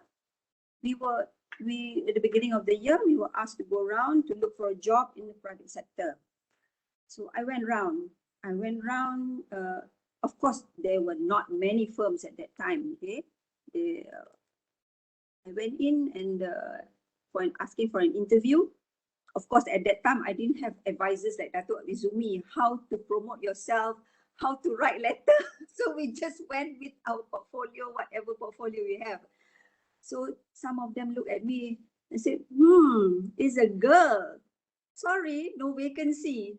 Oh, I almost cried. So I went to another one. They just shook their head. Sorry, no vacancy. So I was saying, is it me or is it because I'm a lady? But anyway, I went on and tried, and I met architect Hussein Hamza, who was one of the past presidents of PAM. So he had a middle-sized firm at that time. So I asked him, and he said, yes, you can join us. But 6 months you might not be able to learn much. I said, it's okay. I'm willing to learn whatever. So the 6 months, they gave me an allowance, a monthly allowance. And I was happy there because they trusted me.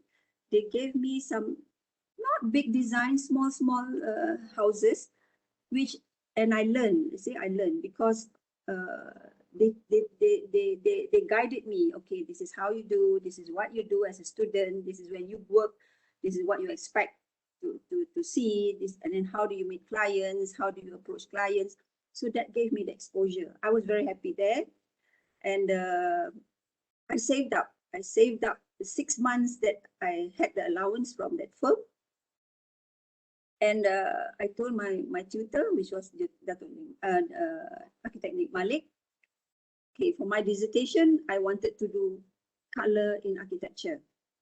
I want to focus on window display design. So, okay, he said, give me a synopsis and so on. So I did. Then with the money I saved from working with the private sector, there was enough money to buy me a ticket to London. I had a friend there, so I bunked with my friend for about 2 weeks. Of course, my parents was a bit, apprehensive. Why do you want to go all the way there? So I said, no, I just want to do it because I said, I'm studying locally. I don't... One second.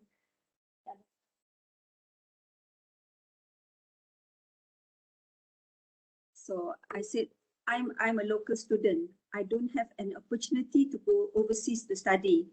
I would love to go overseas and just give me the exposure, and I want to do this research on my own, you know, outside the country. So my parents allowed me to go, and I went, and with Nick Malik's guide, you know, and I was doing window display and color. So where else best but the Oxford Street in London, right?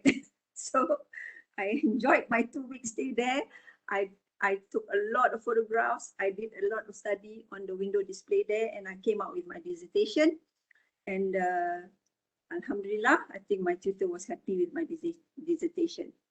Then at the end of the 4th year, which was a critical year, because now Dato Ezumi says, you know, after your part 1, you know, if you don't want to continue, you can be an architecture technologist. Those days, if you finish your 4th year, and if you don't continue to your master's program, you have nothing. You don't get a diploma, you don't get a certificate. Okay, that was during my time. Because I think UTM was also, you know, trying out the semester system and so on. So we had our part 1 assessment at the end of 4th year. At the end of the first 6 months, we had our the first 6 months we had our working experience with the private sector. Then the next 6 months we were given the dissertation while we are coming back to college for lectures and so on. Then we had at the end of the 4th year, we had our PAM, Lembaga Architect and PAM Part 1 assessment. With the first batch, UTM, that time I think the head of department was Dato Professor Farid, invited Malaysia's most renowned architect, the late Dato Kinten Lu, the late Dato Hisham Al-Bakri, and Mr. Lai Lok Khan. Mr. Lai Lok Khan is still around. 3 most prominent architects in the country. So you can imagine, okay? So we had our portfolio inspection, and you know, I think we went for 2 rounds. Because we are the first batch, I think they really scrutinized, and and then we had an interview with them. Of course, we felt very, very small because those are the big guns in architecture in this country. So Alhamdulillah, after part 1, only 4 of us left. 2 did not make it. So 4 of us went to the 5th year and the final year. So final year, well, 5th year, we did a lot more of architectural subjects like professional practice, construction law, and all that. Then we went on to final year where we had to do our final year thesis. During the final year, you know, I was getting very tired. In fact, at the end of 4th year, I wanted to quit. I was so tired. You know, I wanted to quit because, but you know, when I said I wanted to quit, then Dato Farid said no. He personally went to see my parents, and he told my parents, please don't let her quit because we know she can do it. So I must thank him, or else I don't know what I'd be by now. I must thank Dato Farid. He convinced my parents and he convinced me. So I decided to continue because at the same time, you know, like I said, you don't get anything. If they gave me a diploma, then probably I would just give up. But there was no diploma, there was no certificate, nothing. So all the 4 years would just be down the drain. So I stayed on, and we came to our final year. Final year, there was just the 3 of us. 2 female and 1 male. So our final year design thesis. And this time for the final year design thesis, we had to incorporate in our final year design thesis all the other services from the other discipline, you know, like structural input, civil input, mechanical, electrical, landscape, and so on and so forth. Wow, that was so overwhelming. I it's scary, just doing the architectural drawings is already a lot to think of. But I'm very, very glad that I was quite active in the student union. I was quite active in the extracurricular activities, where I mingle a lot with students from the other faculties. I think for these new students, that's my advice. Do make friends with people from the other faculties, because it helps. It helped me a lot. So, I sat down with some of my good friends who are mechanical, electrical. Okay, that's where I met my husband. Okay, he's a mechanical engineer from UTM. Okay, so they gave, of course, we were not asked to design the mechanical services, but we were just supposed to come up with a concept. Okay, what are the aircon rooms that you have to be provided? What are the electrical boards that you have to be provided, and how the structural input and so on. So it's just a concept, but all these have to be included in our final year thesis. And design has to be completed with all detailed drawings, and I'm sure now it's the same, right? It was really overwhelming. Okay, and that was imagine. Architecture was the only course that takes 6 years. The other courses were 5 years. So those who started the degree course together with me all had their graduation day 1 year earlier. So we still, the three of us were saying, oh, we are still here another year, and we still have not got the chance to wear the robe together with them. So anyway, it was a long final year for us. But like I said just now, in the final year report, we had to have all the other services incorporated, all the other input. So I remember the quote, an architect knows something about everything.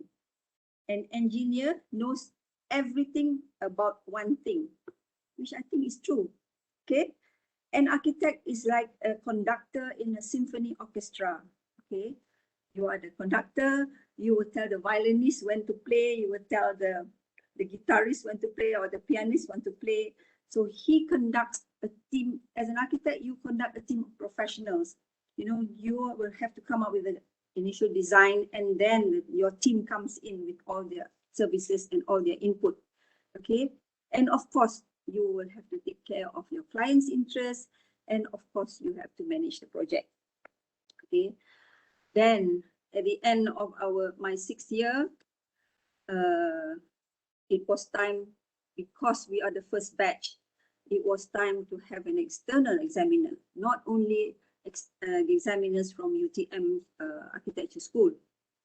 Of course, the first round was done by our own lecturers, but then they invited again Dato Lu, Dato Sham Al-Bakri, and another prominent architect, Jimmy Tam. Oh, there was 2 rounds of it, of scrutinizing our design report, our design, our model, our drawings, our perspective. 1 round wasn't enough. We were called again another round. And it was like, how do I say it? It was really scary because, are we going to make it? Are we not going to make it? These are real, they are the big guns in Malaysia. They are the big names in architectural firms in Malaysia, and here we are just a final year student and the first batch. Have we met the standards? Are we good enough for them? So Alhamdulillah, after being scrutinized, we were recognized as a full graduate of architecture from a local school. First time ever. So like I said, there was 3 of us, 2 of us were ladies. And in June 1978, the country's first local graduate with a bachelor's degree in architecture, that was the 3 of us. So, okay, then I will that is during my time as a student. Let me just share. Sorry, my notes is a bit in a okay. I must say architecture was once a male-dominated course or choice of profession, especially in Malaysia. At present, I think the percentage of female taking up architecture have increased tremendously with more female students. I think some institutes, they have more female now, right? In the Institute of Higher Learning. Okay, and I'm not too sure whether the scenario of those not sleeping in, when you want to submit your projects, not eating properly, panic, the assignment's not ready, is the same. I think it's the same all over the world, right? Yes, as far as architectural students are concerned. Okay, and yes, it's a tough journey. And I must say, you young ones now, you are so lucky. Like I said, you just click, you can Google and you can go on the internet and everything is there just at your fingertips. Those days, okay, like say I'm stuck, I want to have some reference. Library closes at 8. Where to go? You have to wait the next morning to go to the library to make references. And then you will have to do with whatever you have, whatever reference that you have with you. Okay. And like I said, design ideas don't come when you want it to come. So the stress is always there, Yes, it's a tough, but I think if you have the passion, you will enjoy architecture. You will not regret it. But my advice is you have to work hard. For architecture, you have to work hard. There's no plain sailing, I don't have to present my drawings. I just can talk to the lecturers and convince the lecturers and sell my scheme. I don't think so. I think you still have to work hard. But you will, if you have the passion, I think you will definitely enjoy architecture. Okay. And my days in the Faculty of Architecture in UTM was really a memorable one. Even though it was a long and difficult journey being the first batch and being the guinea pigs for UTM. And I wanted to prove one point, that we, the local graduates, are just as good as the overseas graduates. Okay, we have to, so when the external examiners examine our portfolios and they recognize us as the first batch, that means I felt that our standard was at par with those from the architecture school overseas, or else we wouldn't have got, the recognition. But of course, we had to do our PAM Part 1, Part 2 on our own. We had to, we didn't get automatic recognition because we were the first batch. And, before we can be a member of the Board of Architects. And I think, like I said, I really wanted to be an architect, and that gave me the drive. I did not give up, and I kept on saying, I can do it, I can do it, and I enjoyed it, and I had fun, and I did it. Okay? Don't forget, you must have fun. Those were the days. Of course, if I were to relate more fun stories, it's going to take very much longer. But architecture students in UTM at that time, we were the minority, I think. And the School of Architecture has always been the weird ones, The engineering students are the nerds, and they are always at the library. We always had fun. We had our talent time, we had our fashion show, we had our campfire night, and so on and so forth. So, and we had our games. So we did enjoy. And that was one of the most memorable part of my life, my years in UTM. And I must thank my lecturers then. They are still around, and I do still keep in touch with almost all of them. I must say, we're not scared. When you're a student, when you see the lecturer, oh, takut lah, or scared. No, we were not. We were friends. Lecturers. I had a very old, small mini car at that time. My dad bought me a second-hand mini car because I'm a KL girl. I couldn't get a place in a hostel. So I had to commute. I had to drive from PJ to UTM, you know, and sometimes going back 3 o'clock, 2 o'clock in the morning. So I was driving my old Mini. So, but, you know, the lecturers sometimes do come and say, Haizi, can I borrow your car? Because my car is at the workshop. Oh, yes, please. So, and one day I found my car at 2 a.m. in the morning. A group of students carried my old junk and put it in the rugby field. So but those are the memorable times. Anyway, then I graduated in 1972, 1978. And I was a government scholar, so I had no choice. I had to join the Public Works Department. Okay. Then, second, I wanted to work in the private sector, but JPA said no. You are a government scholar, you will have to come and work in JKR.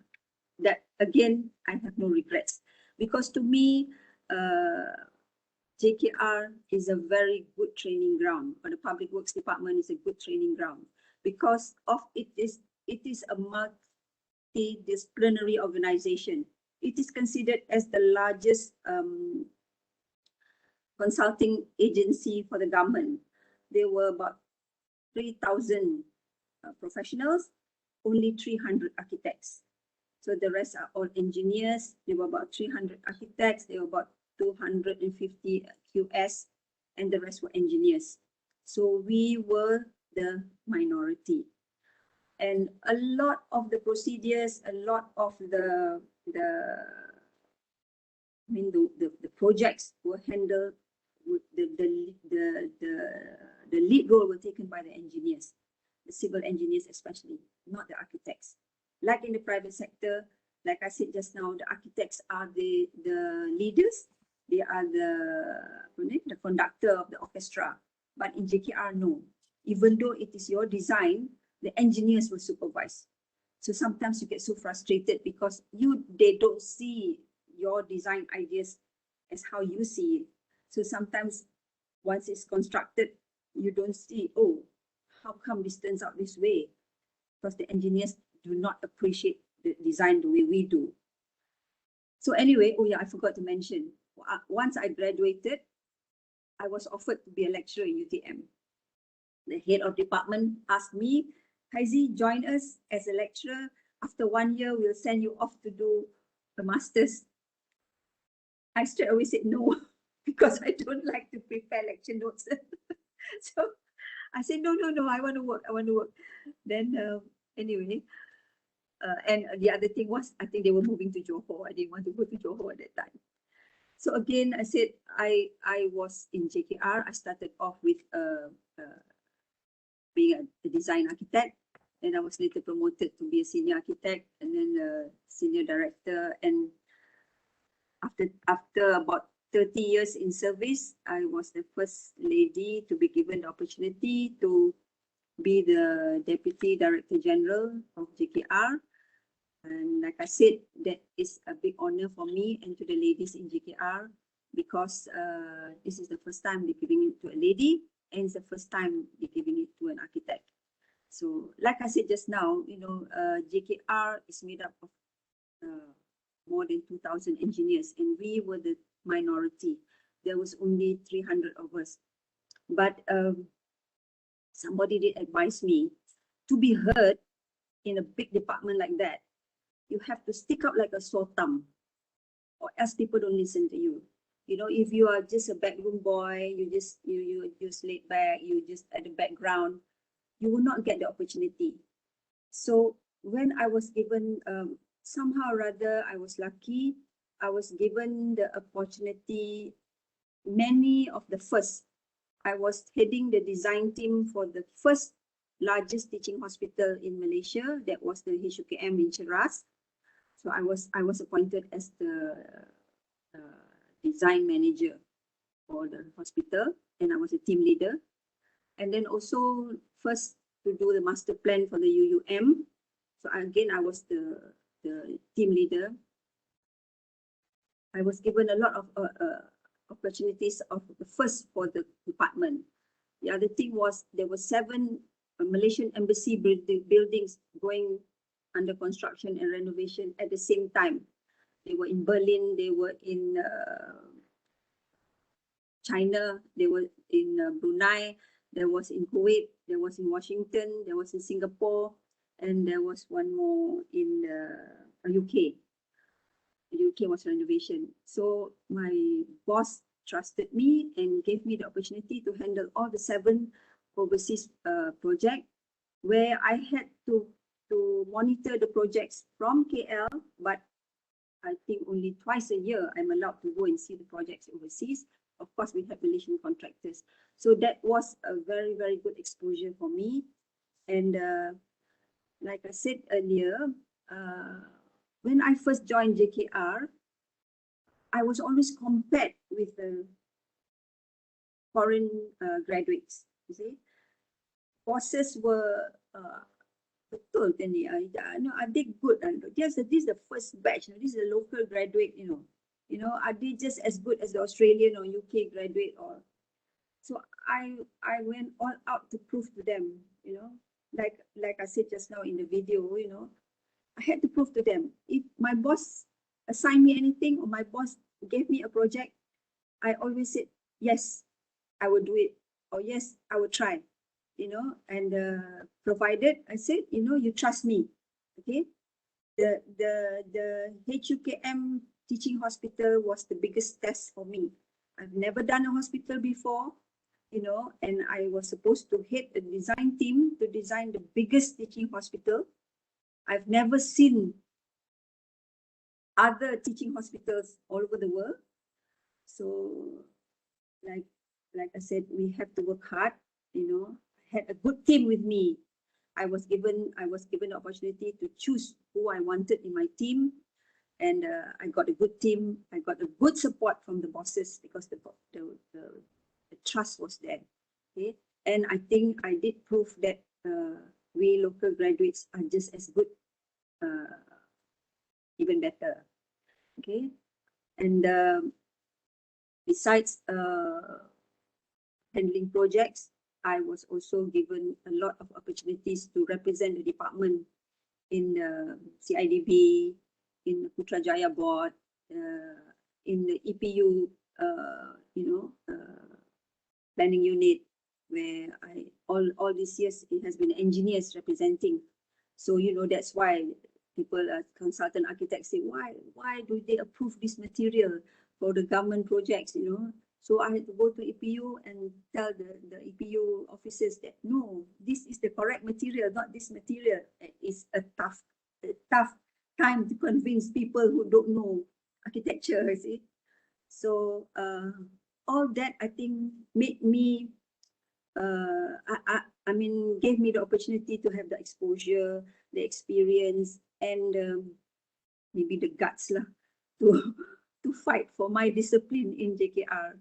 So during my time, I must say, architects were given opportunity, more opportunity to be head of the project team, to supervise, to be able to supervise some of our designs, and the engineers have to listen to us.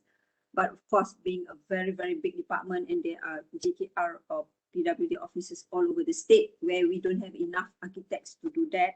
So we focus on the mega projects, where, you know, those mega projects that form the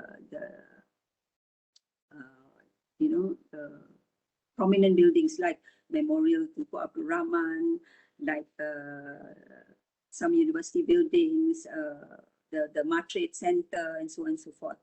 So, and in the year 2005, I was promoted to be the head of the architectural discipline in JKR.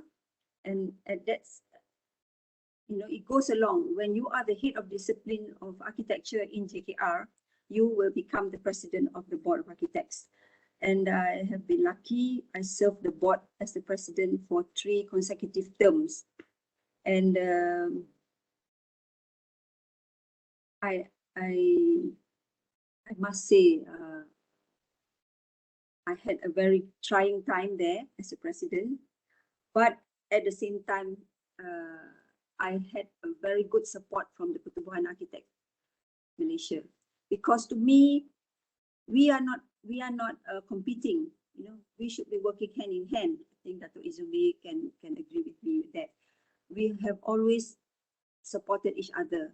So what the board is lacking, the PAM will have to support. What the PAM wants from the board will have to support. So we work together. And I think also we work very well together with all the schools of architecture. I think Prof Said Iskandar, he's been sitting on the board, so I think he can justify that as well. So I must say I had a good time serving the as the president of the board for 3 consecutive terms. And also in 2017, I was awarded the Construction Leading Lady Award, which I think at first I told CIDB that I don't deserve it because they're offering me that award after I retired.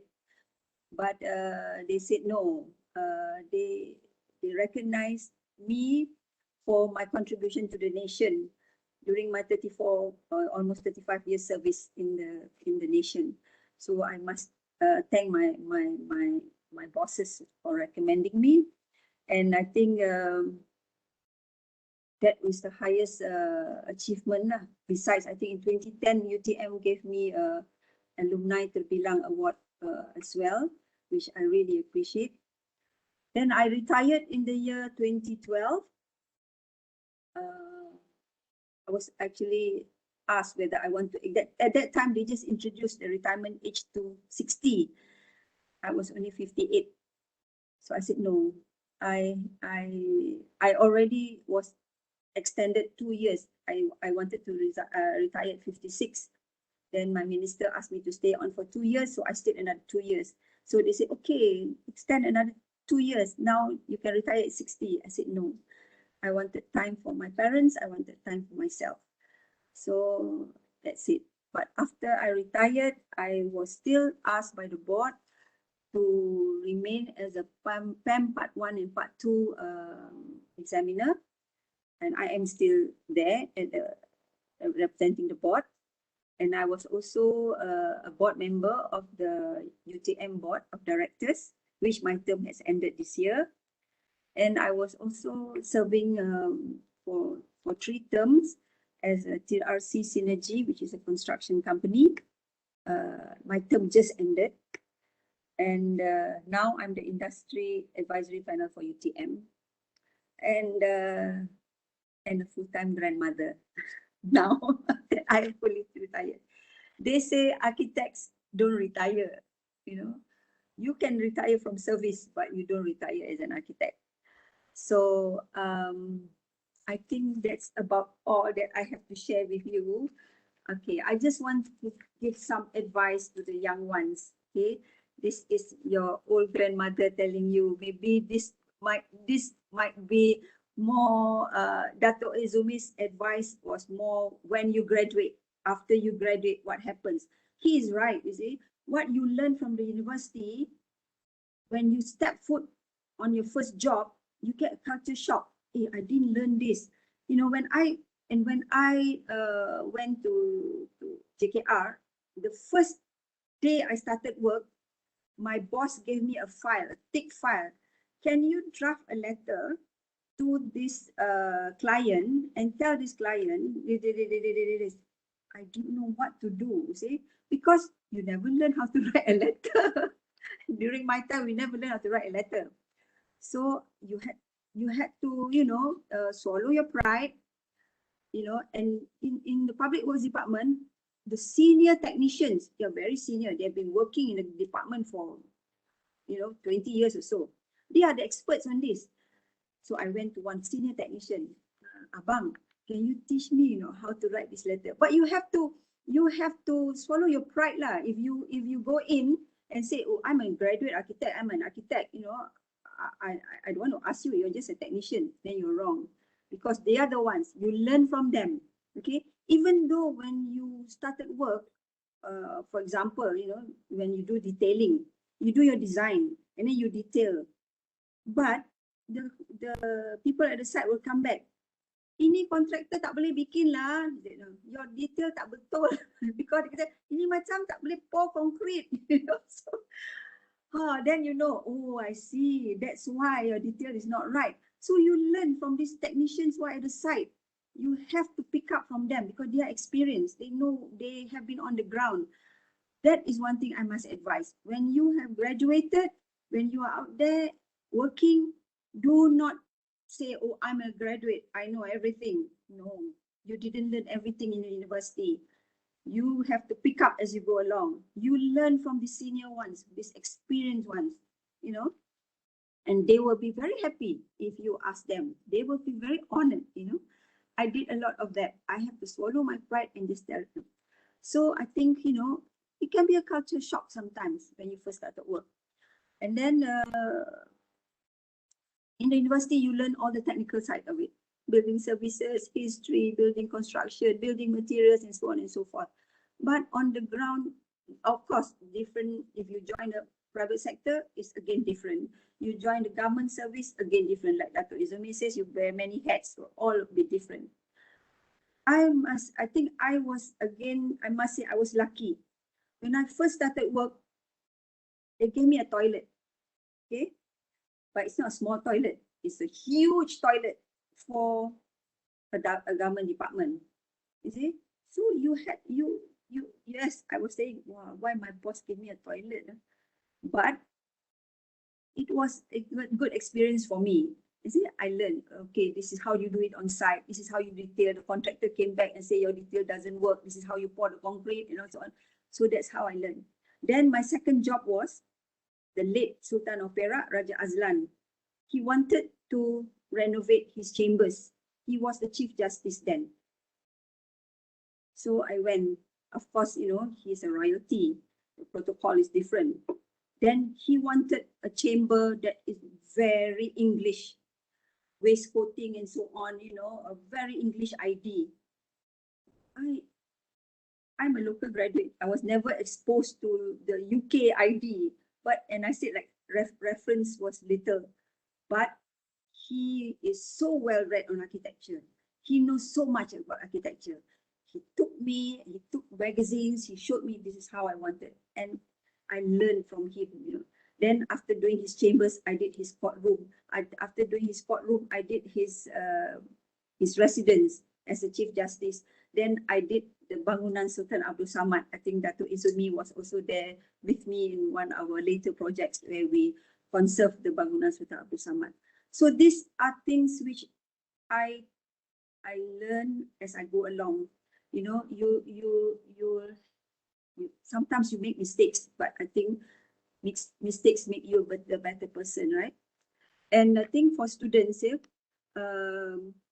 as a local graduate, when I went into the department to work, as compared to especially American graduates, their communication skill is excellent. You know, when they present the scheme, wow, you know, sometimes the drawings can be just a few pieces, but they are good at selling the scheme.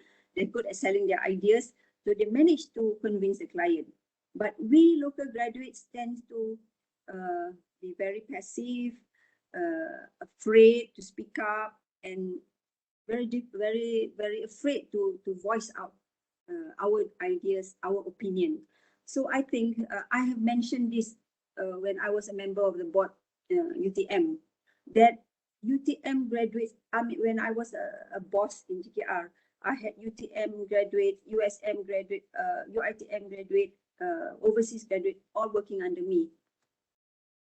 UTM graduates are very hardworking, technically very sound, but very afraid to communicate. So that's where we lose out. So I think Dr. Alice and your team, I think, focus on this communication skills, like that. Ezumi said, soft skills. You know, this is how you later on when you work, you need this. Now, I mean, even as students, if you want to convince the lecturers on your scheme, right? So you must be able to speak. You must be able to express yourself. So to me, communication skill is very important. the other thing that I mentioned just now, mingle with students from the other faculties. Because when you work later on, especially now, this multidisciplinary practice, where you will have to be integrated with the other disciplines. You cannot be, oh, I'm the architect, I'm the good one, I'm the best. I'm your ego. No, you have to work with people. You have to work with a team, and in the university, you mingle. Don't isolate yourself. Oh, I'm an architecture school. I want to be on, a silo effect. No, I think that's not good. Okay. And then I think be updated with present trends, what's in the industry, what's what materials are in the latest now. In those days when I was a student, there wasn't much.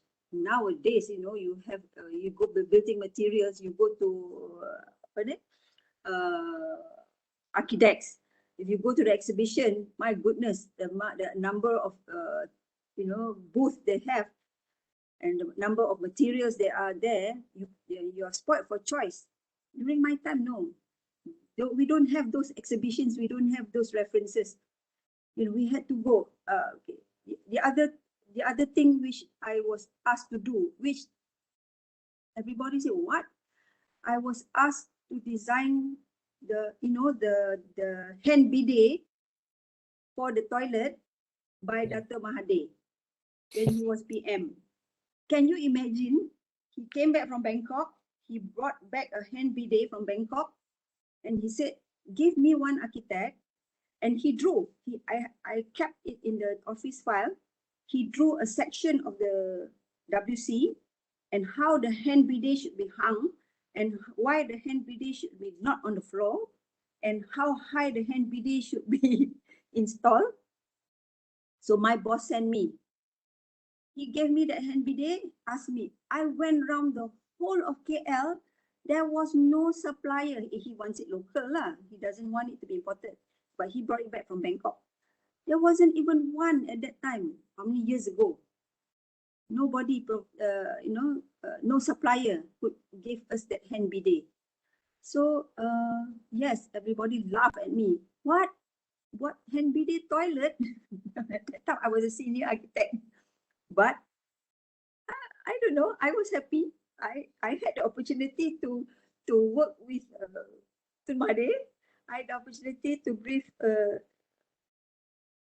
Sri Najib. I had the opportunity to brief I did Pak Las House when he was the PM. So it's an experience for me lah. It's this doesn't come to everyone in the department. So I must thank my bosses for having the trust in me where I had this opportunity. And you have to be creative, innovative as far as architecture is concerned. You must always, like Dato Ezumi was saying, you must be always ahead. Don't just these people are doing this, I also want to do this. These people are doing that, I also want to do that. No, I think you have to be. And I think a lot of the younger generations, I find I'm an old school. I still believe in drawing freehand. Yes, you can be an expert at all architectural applications. Now you can turn your building upside down. You can see how it looks, right? But I think it's also good that you will still have that touch, And then what else? Of course, I think like I said just now, you have to be updated. You must know the latest technology. You must know the design trend, design ideas. Like now, sustainability is much talked about. But anyway, you people are so lucky. Everything is just at the click of your finger. You don't have to go anywhere. Even with the pandemic, there's so much, you can learn. There's so much you can browse. There's so much you can buy online. You can do a lot of things. I'm learning how to buy online from my grandson, 12-year-old, because I was never computer literate when I was a student. So anyway, I think that's all I can share as a student in UTM and my career path. And I just want a word of advice. enjoy the course. Okay, have fun, but work hard. Yeah, work hard. All the best in starting your architecture journey in UTM, and do UTM proud. Do the alumni proud, because UTM is the best, and please remain the best. Thank you. Assalamualaikum warahmatullahi wabarakatuh. Waalaikumsalam warahmatullahi wabarakatuh. Thank you, Dato Architect Haizi. Your stories are really amazing. Yeah, the question of why you took architecture is much more exciting than mine actually. Share yours. I hope that the story could inspire new generations, especially UTM students, to persevere, work hard, and brave enough to endure the struggles. And of course, make a lot of friends. Success is always waiting around the corner. Okay, I think both of our guests mentioned about trying to juggle different hats or responsibilities as an architect. I think this is a challenge for everyone. So I think we have to start now. We have to look forward and work a little bit more harder than usual. Ladies and gentlemen, unfortunately, we are short of time. We have to skip the Q&A sessions to move to another schedule, to another event. Just a bit of announcement. We do have at least 280 participants just now. And this is quite a huge number. At least we have 40 or 50 from outside. If you could be so kind to just leave a message in the comment section, tell us where you are you an alumni, and where you're from, that at least we could know where you're from. So to continue with the event, we would like to play a montage of UTM Architecture song entitled Seni Bina Warisan Kita. I think some of us may know. Those who knows or remember this song, do sing along with us. Let's hear it. Now, no man is free who is afraid. And he's afraid until he has developed the certainty that comes of a creative life and a creative role in life by way of art, religion, and science.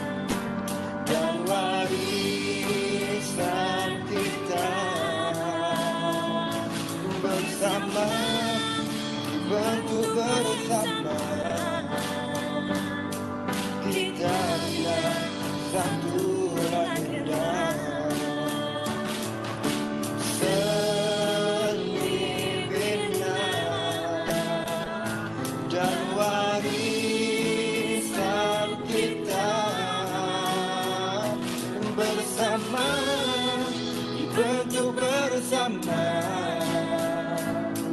Kita bila satu legenda.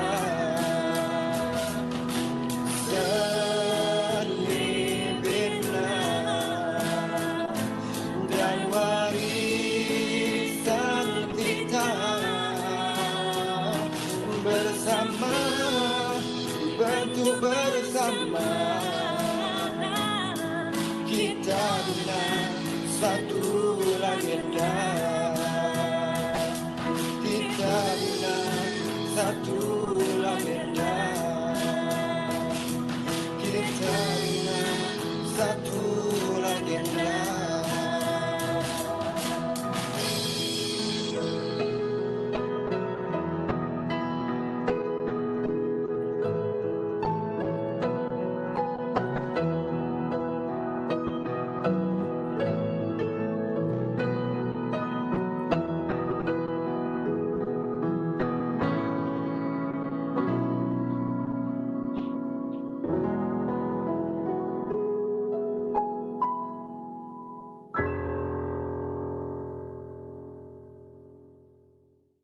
Right, thanks a lot, PC, for that song.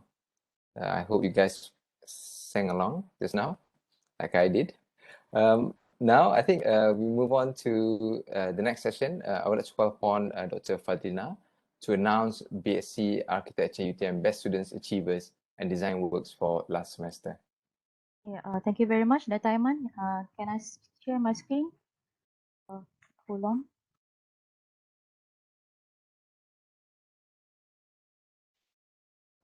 Can you see my screen now? Yes, can you make it full screen? Yeah, thank you. Okay. Okay, Assalamualaikum and a very good afternoon, everyone, especially to our special guest, Dato Arkitek Haizi, and also Dato Arkitek Ezumi, all of my colleagues in program of Architecture UTM, and also all of our beloved students. So, sorry. Okay, so my name is Dr. Fadlina binti Ahmad Al-Safi. As you all know, I am the program coordinator for Bachelor of Science in Architecture with Honours. So I am going to share to you the result for last semester's examination result, which is on the semester 2020 and 2021. So I will start with this is the examination result for the first year Bachelor of Science in Architecture with Honours. Okay. So in overall, we have 38 students, and all of the students, 100% has got the kedudukan baik, good status, CGPA more than 2. Congratulations to you guys. And also for the Dean List recipient, we have GPA more than 3.67. We have 70 students, which comprises of 44.7% in overall. Congratulations to the year 1. Okay, so that is the examination result for the year 1. We have also the examination result for year 2, Bachelor of Science in Architecture and also Bachelor of Science in Architecture with Honours. The total students are 55 students. Okay, so all of them have scored a good pass, CGPA more than 2, 100%. Congratulations to you, Astella. Okay, and then we have also the Dean List recipient GPA more than 3.67, which comprises of 35 students. More than half of you has got the Dean List award. Okay, it comprises of 63.6%. Okay, congratulations to Estella. And also we have also examination result for our term year 3 Bachelor of Science in Architecture. We have the total number of students of 63 students, and then 60 students has scored CGPA more than 2, which comprises of 95.24%. And also we have 3 tidak selesai, not complete because of the health condition. And then we have also the Dean List recipient GPA more than 3.67, which comprises of 32 students. Okay, half of you has got the GPA more than 3.67%. Congratulations to you, Artem.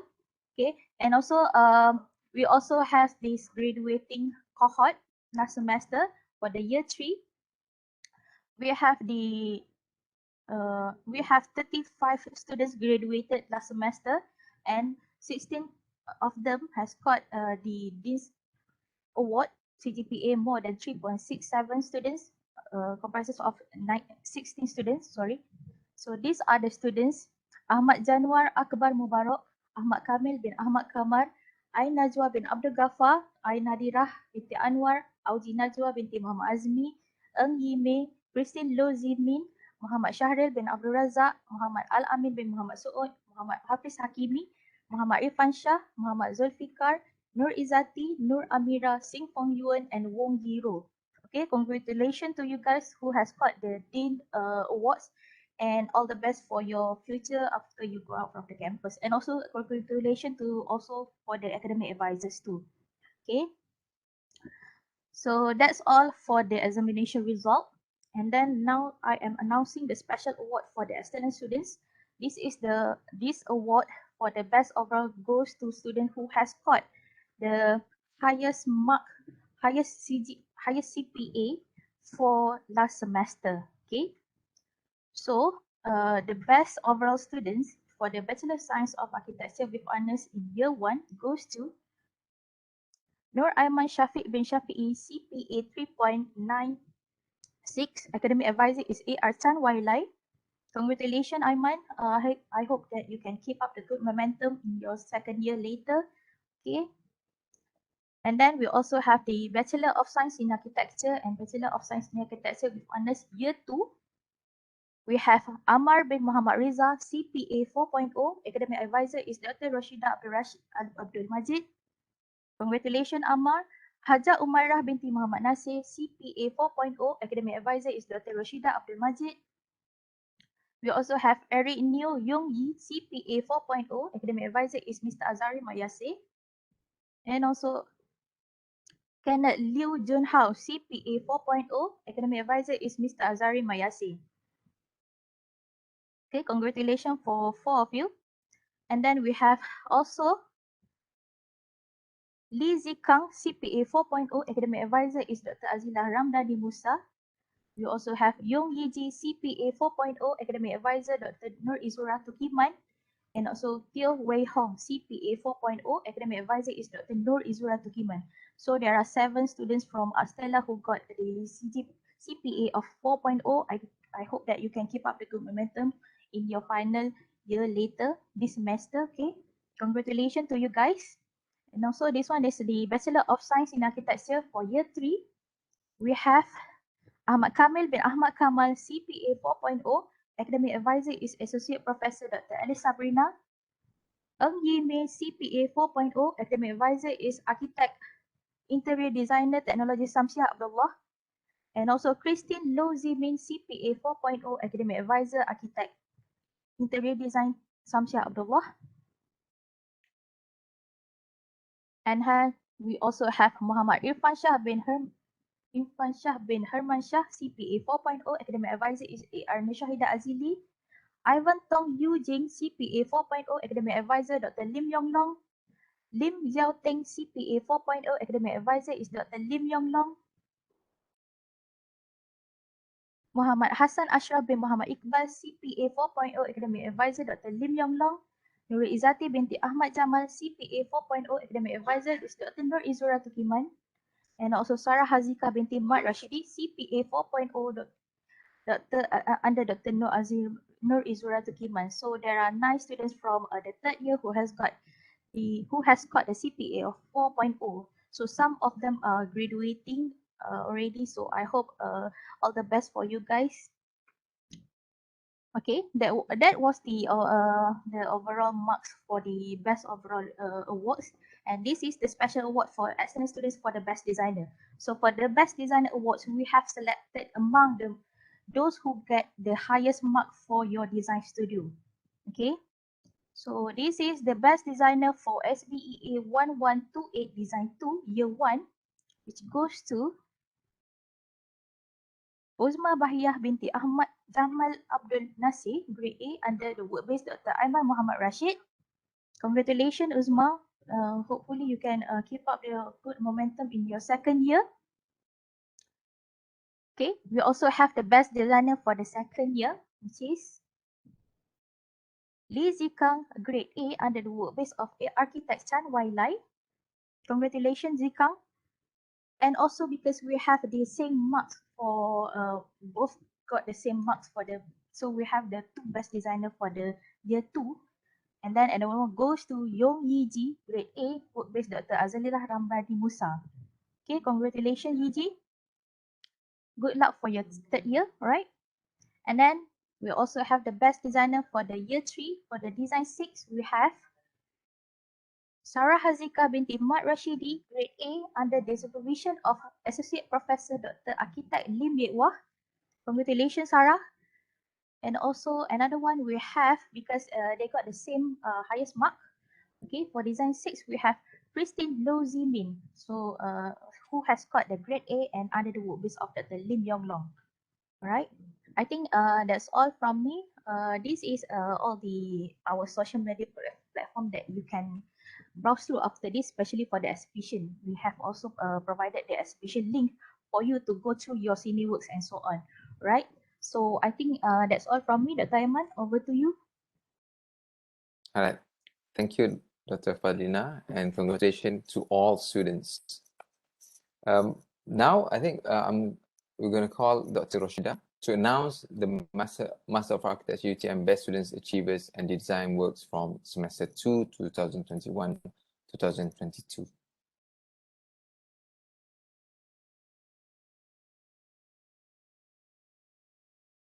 Thank you very much to Mr. Chairman, Dr. Aiman. So I would like to announce to you the achievements for the semester 2 2020-2021 for the Master of Architecture.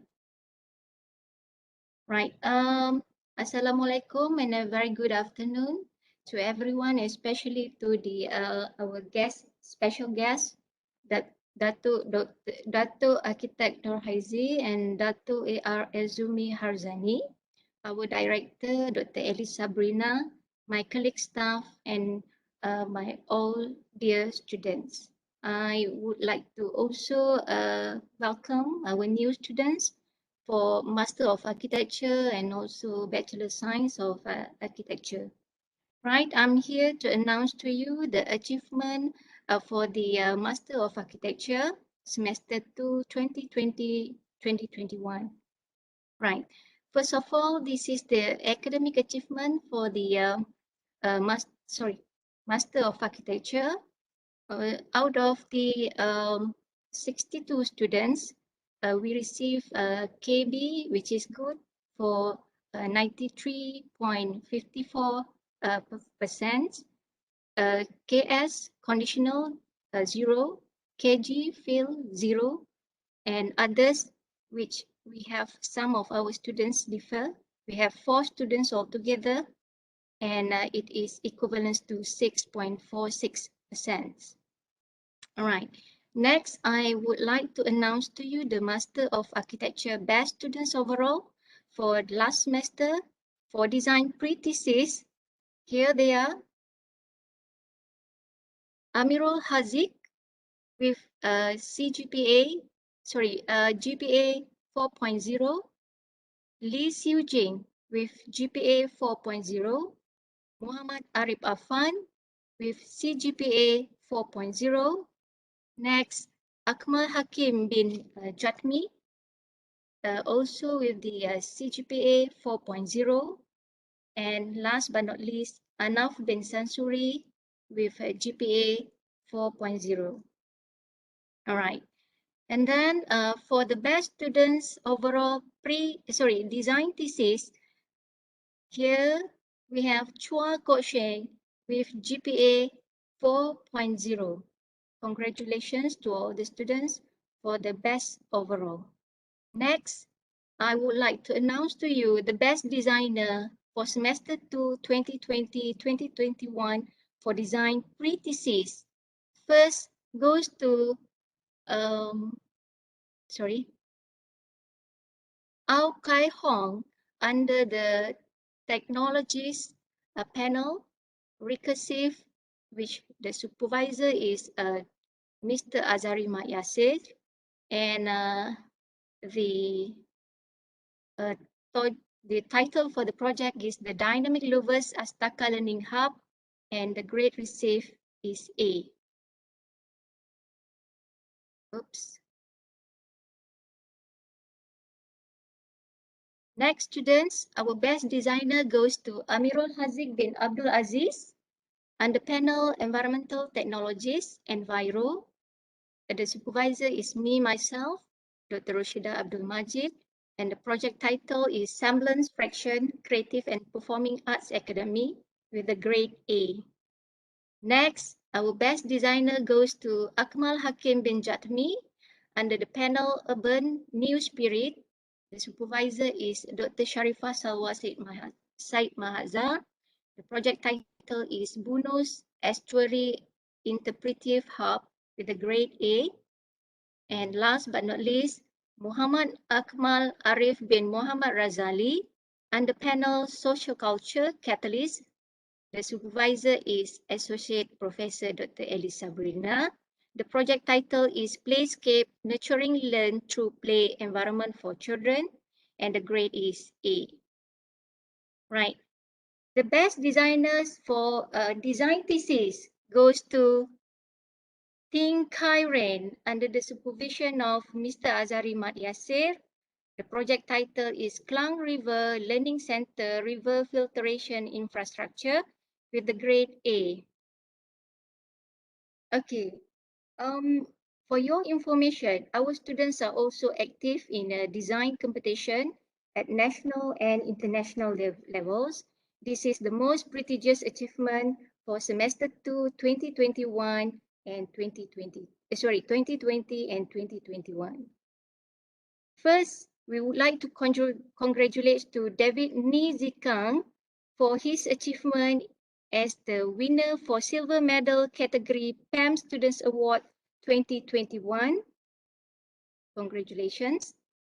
And next, congratulations as well to Muhammad Arif Affan, Muhammad Hamdan, is the finalist for bronze medal category PAM Students Award 2021. Congratulations also to Muhammad Arif Affan for his achievement as the first runner-up, for Asian Esports Center Design Challenge 2021. Next, congratulations to Ao Kai Hong as the recipients for the PAM Innova Scholarship Award 2021, amounting Ringgit Malaysia 15,000. And congratulations as well to Chua Kok Sheng as the recipient for the PAM Innova Scholarship Award 2021, amounting Ringgit Malaysia 7,500. I think that's all. Thank you very much. But I hope that this achievement will give you some inspiration and motivation to be excellent in just not the academics, but also the competition. Yeah, please show yourself to the world and to the world out there, and be the most excellent person in this architecture course. Thank you so much, Mr. Chairman. Over to you. Yes, thank you, Dr. Rashida, and congratulations to all the students, and good luck for this semester. Now, I would like to call Architect Nur Shahida, the coordinator for the Master Offshore Program Coordinator. Offshore, there's another word for it, we call it PERSISE. So I would like to call her to announce the Master of Architecture UTM Offshore Best Students Achievers and Design Works for semester 2, 2020-2021. Architect Shahida. All right. Can you hear me, Dr. Aiman? Okay, thank you very Yes, much, I can. Mr. Yes. Chairman. Right. So, Bismillahirrahmanirrahim. Assalamualaikum warahmatullahi wabarakatuh. To our prominent guest, Dato Arkitek Ezumi Harzani Ismail, and also Dato Arkitek Haizi Abdul. To our Director of Architecture Program, Associate Professor Dr. Sabrina Ismail. To my colleague, to our beloved students, and also to participants of today's event. So I will announce the achievements on Master of Architecture offshore program. Hold on, I am sharing the documents. Can you see it? Yes. Okay, all right. So I am the coordinator for this Master of Architecture Offshore program. So in overall academic achievements for semester 2, we have 38 students with kedudukan baik, which is equal to 82.61%. There is no kedudukan bersyarat, there is no kedudukan gagal, but there is other students which is their deferment, which is equals to 8 students, 16.39%.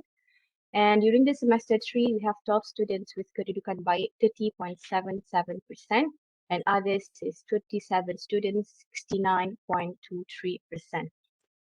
So I would like to announce the best designer for pre-thesis 1 for semester 2, 2020-2021 session, which is Lu Chun Wei, with his title, with the project title is Reciprocity Relationship Through Multi-Generation Living in an Urban Setting, Jalan Pekeliling Lama, Kuala Lumpur. And the panel supervisor is Dr. Nurul Azrin, and the grade received is A. And the best designer for pre-thesis 2, semester 2, session 2020-2021 is Wee Ji Kwan, with the project title Kampung Baru Media Center, and the panel supervisor is Dr. Sharifah Salwa Said Mazhar, with the grade received is A. And the best designer for thesis of semester 2, 2020-2021 is Chiu Wen Lin, with the project title Wellness of Life Within Jalan Ampang, a Healthy Living Urbanization, and the supervisor is Dr. Sharifah Salwa Said Mazhar, and the grade received is A. So now I would like to announce the overall best student for pre-thesis semester 2, 2020 and 2021. We have Wee Ji Kwan with GPA 4.0, Falik Aiman Ahmad Kamarul Baharin with GPA 4.0, Lu Chun Wei GPA 4.0, and we have Muhammad Izzat bin Zainabdin GPA 4.0, and we also have Muhammad Faiz bin Zakaria GPA 4.0, Muhammad Norzid bin Arba'in GPA 4.0, Nik Ahmad Munawa bin Nikdin GPA 4.0, and Wong Ho Mun GPA 4.0. And the best student for thesis, which he graduated in semester 3, session 2020-2021, is Farid Yasif Idral with a GPA 3.85. I think that's all the achievement for Master of Architecture Offshore program. Thank you. Over to you back, Dr. Aiman.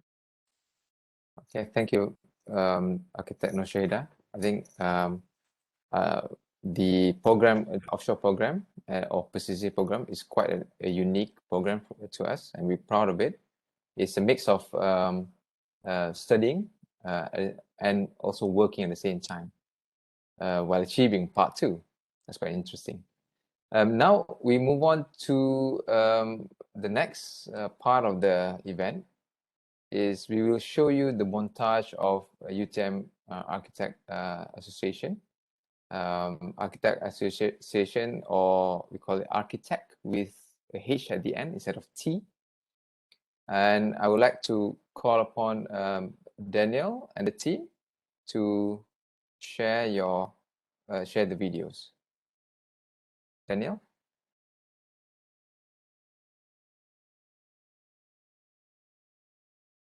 Where Dato? Loading. Okay, right. Okay. Right, boleh share?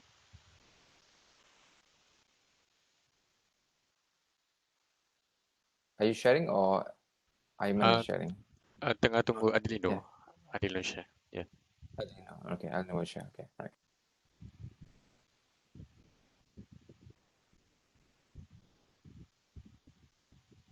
And just after this montage, we will have a group photo session. So please be ready with everything on. We will take a photo session later.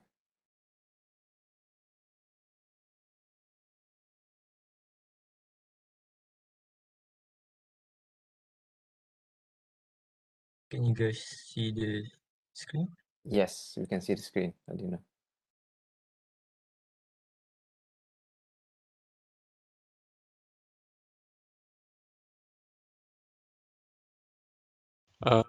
No sound, Adilino.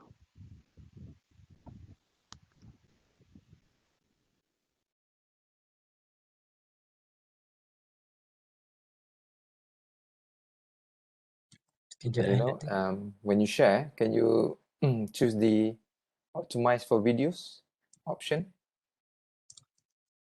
Oh, alright. Wait, I stop share.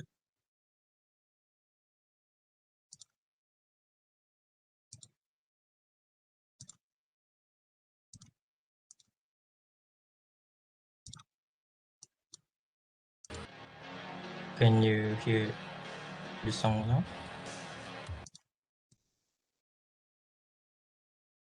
Yes, we can hear it. Yes. Alright.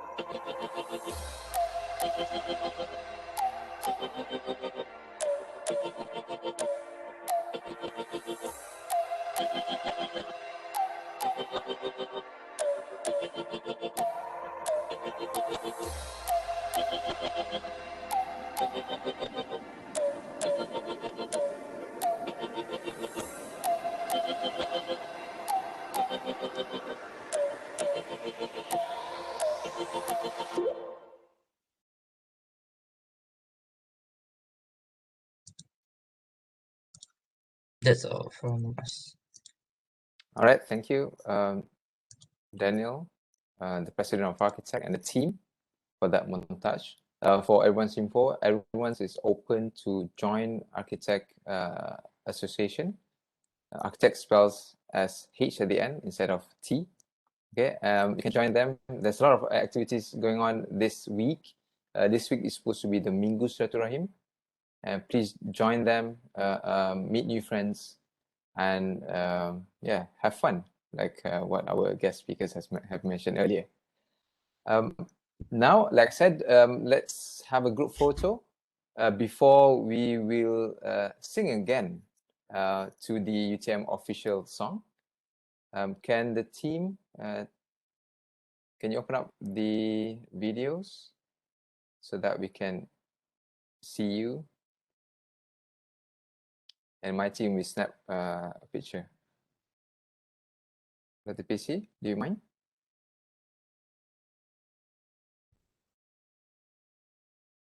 Okay, stand by everyone. 1, 2, 3. Smile. Say cheese. Wait for a moment. I think the rest still logging their camera. There's a lot of rooms. Yeah. Because we have about 200 plus. Okay. Lovely faces, lovely faces. All right. Okay, ready? 1, 2, 3. Okay, first page done. Okay, let's just go to second page. All right, 1, 2, 3.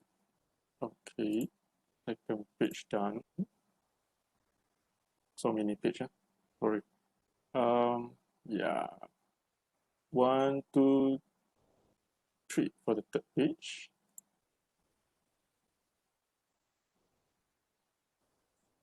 Okay, fourth page. How many pages do we have? 1, 2, and 3. Okay. So please bear with us. There's a lot of pages. Yeah. Okay, another page. Okay, 1, 2, 3. Okay, try again. Yeah, we have another page again. Yeah. I think We nobody is can do a open. little bit of freestyle. Yeah. I think other stuff may helps to, yeah, stats Yes. as well. Yeah. All right. Okay, I think the following page are not, most of them are not showing their camera. But I will just snap. Okay. Is that all, Dr. PC? Yeah, I think so. The rest are not switched on their camera. So I think Okay. I will just, yeah. We'll just snap wherever we can. All right. Apologize for this. Okay, I think that's all from me. Okay, thank you, Dr. Aiman. Okay, thank you, Dr. PC, and thank you everyone for opening up your videos. We will post it somewhere, probably in the Facebook, of all the images that we have captured. Yes, yeah, before we end the session, there'll be a closing montage of UTM official song called the Keunggulan Terbilang. I think all the UTM students and lecturers have to remember this, and let's sing along together. What did we say?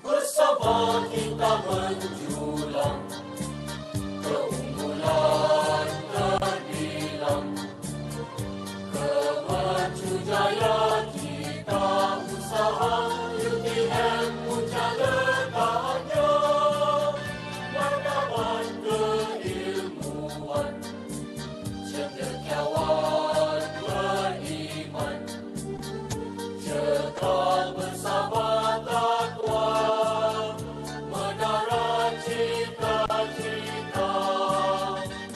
Kami anak kandung.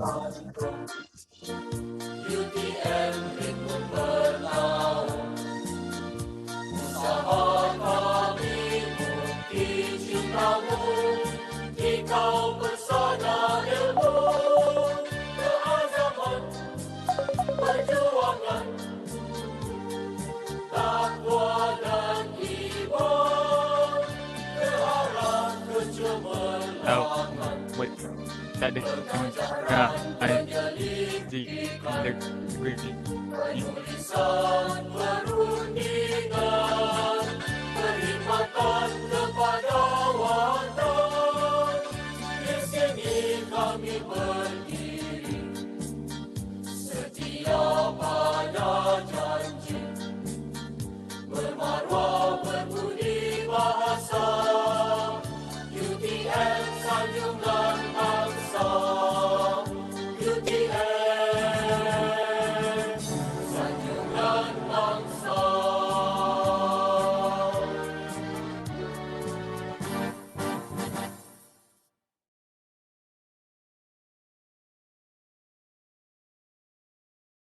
Wow, thank you everyone for singing that song together. Ladies and gentlemen, we have now come to the end of the ceremony. We would like to thank our distinguished guests and Yang Berbahagia Professor TS Dr. Muhammad Hamdan Haji Ahmad for his opening remarks just now. Our distinguished guests and very prominent figures in Malaysia, Yang Berbahagia Dato Arkitek Ezumi Harzani bin Ismail and Yang Berbahagia Dato Arkitek Nur Haizi binti Abdul. Both are our alumni and the Program of Architecture Industry Advisory Panels. We thank you for your precious time and the wealth of the experiences that you have shared. We would like to have you again in UTM, if not in the online WebEx, but hopefully physically in UTM, JB or KL. We would like also to thank everyone, the alumni, architects, professors, associate professors, officers, and colleagues from the Program of Architecture. And again, welcome back to most of the students, and welcome to new students in the first year, the second year intake, exchange students from all over the world, and also the MArch students. Welcome again to UTM. On behalf of the Program of Architecture, we look forward to everyone's design outcomes. Let's make interesting stuff. Let's design stuff. Let's make innovative stuff for the coming semesters. And with that, have a pleasant day. Stay safe. Thank you and terima kasih. Assalamualaikum warahmatullahi wabarakatuh. Thank you so much.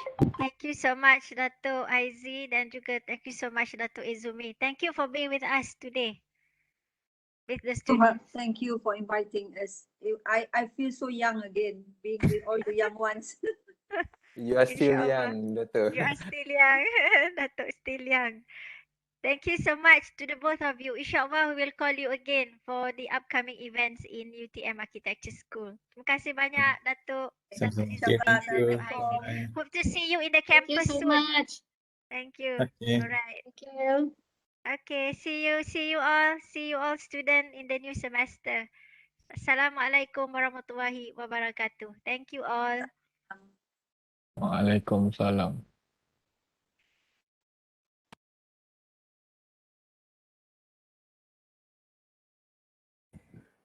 Thank you.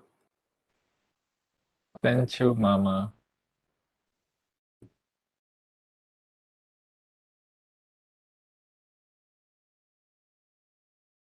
Dr. Aiman, I hope you recorded the session, so maybe you can Yes. upload in YouTube later.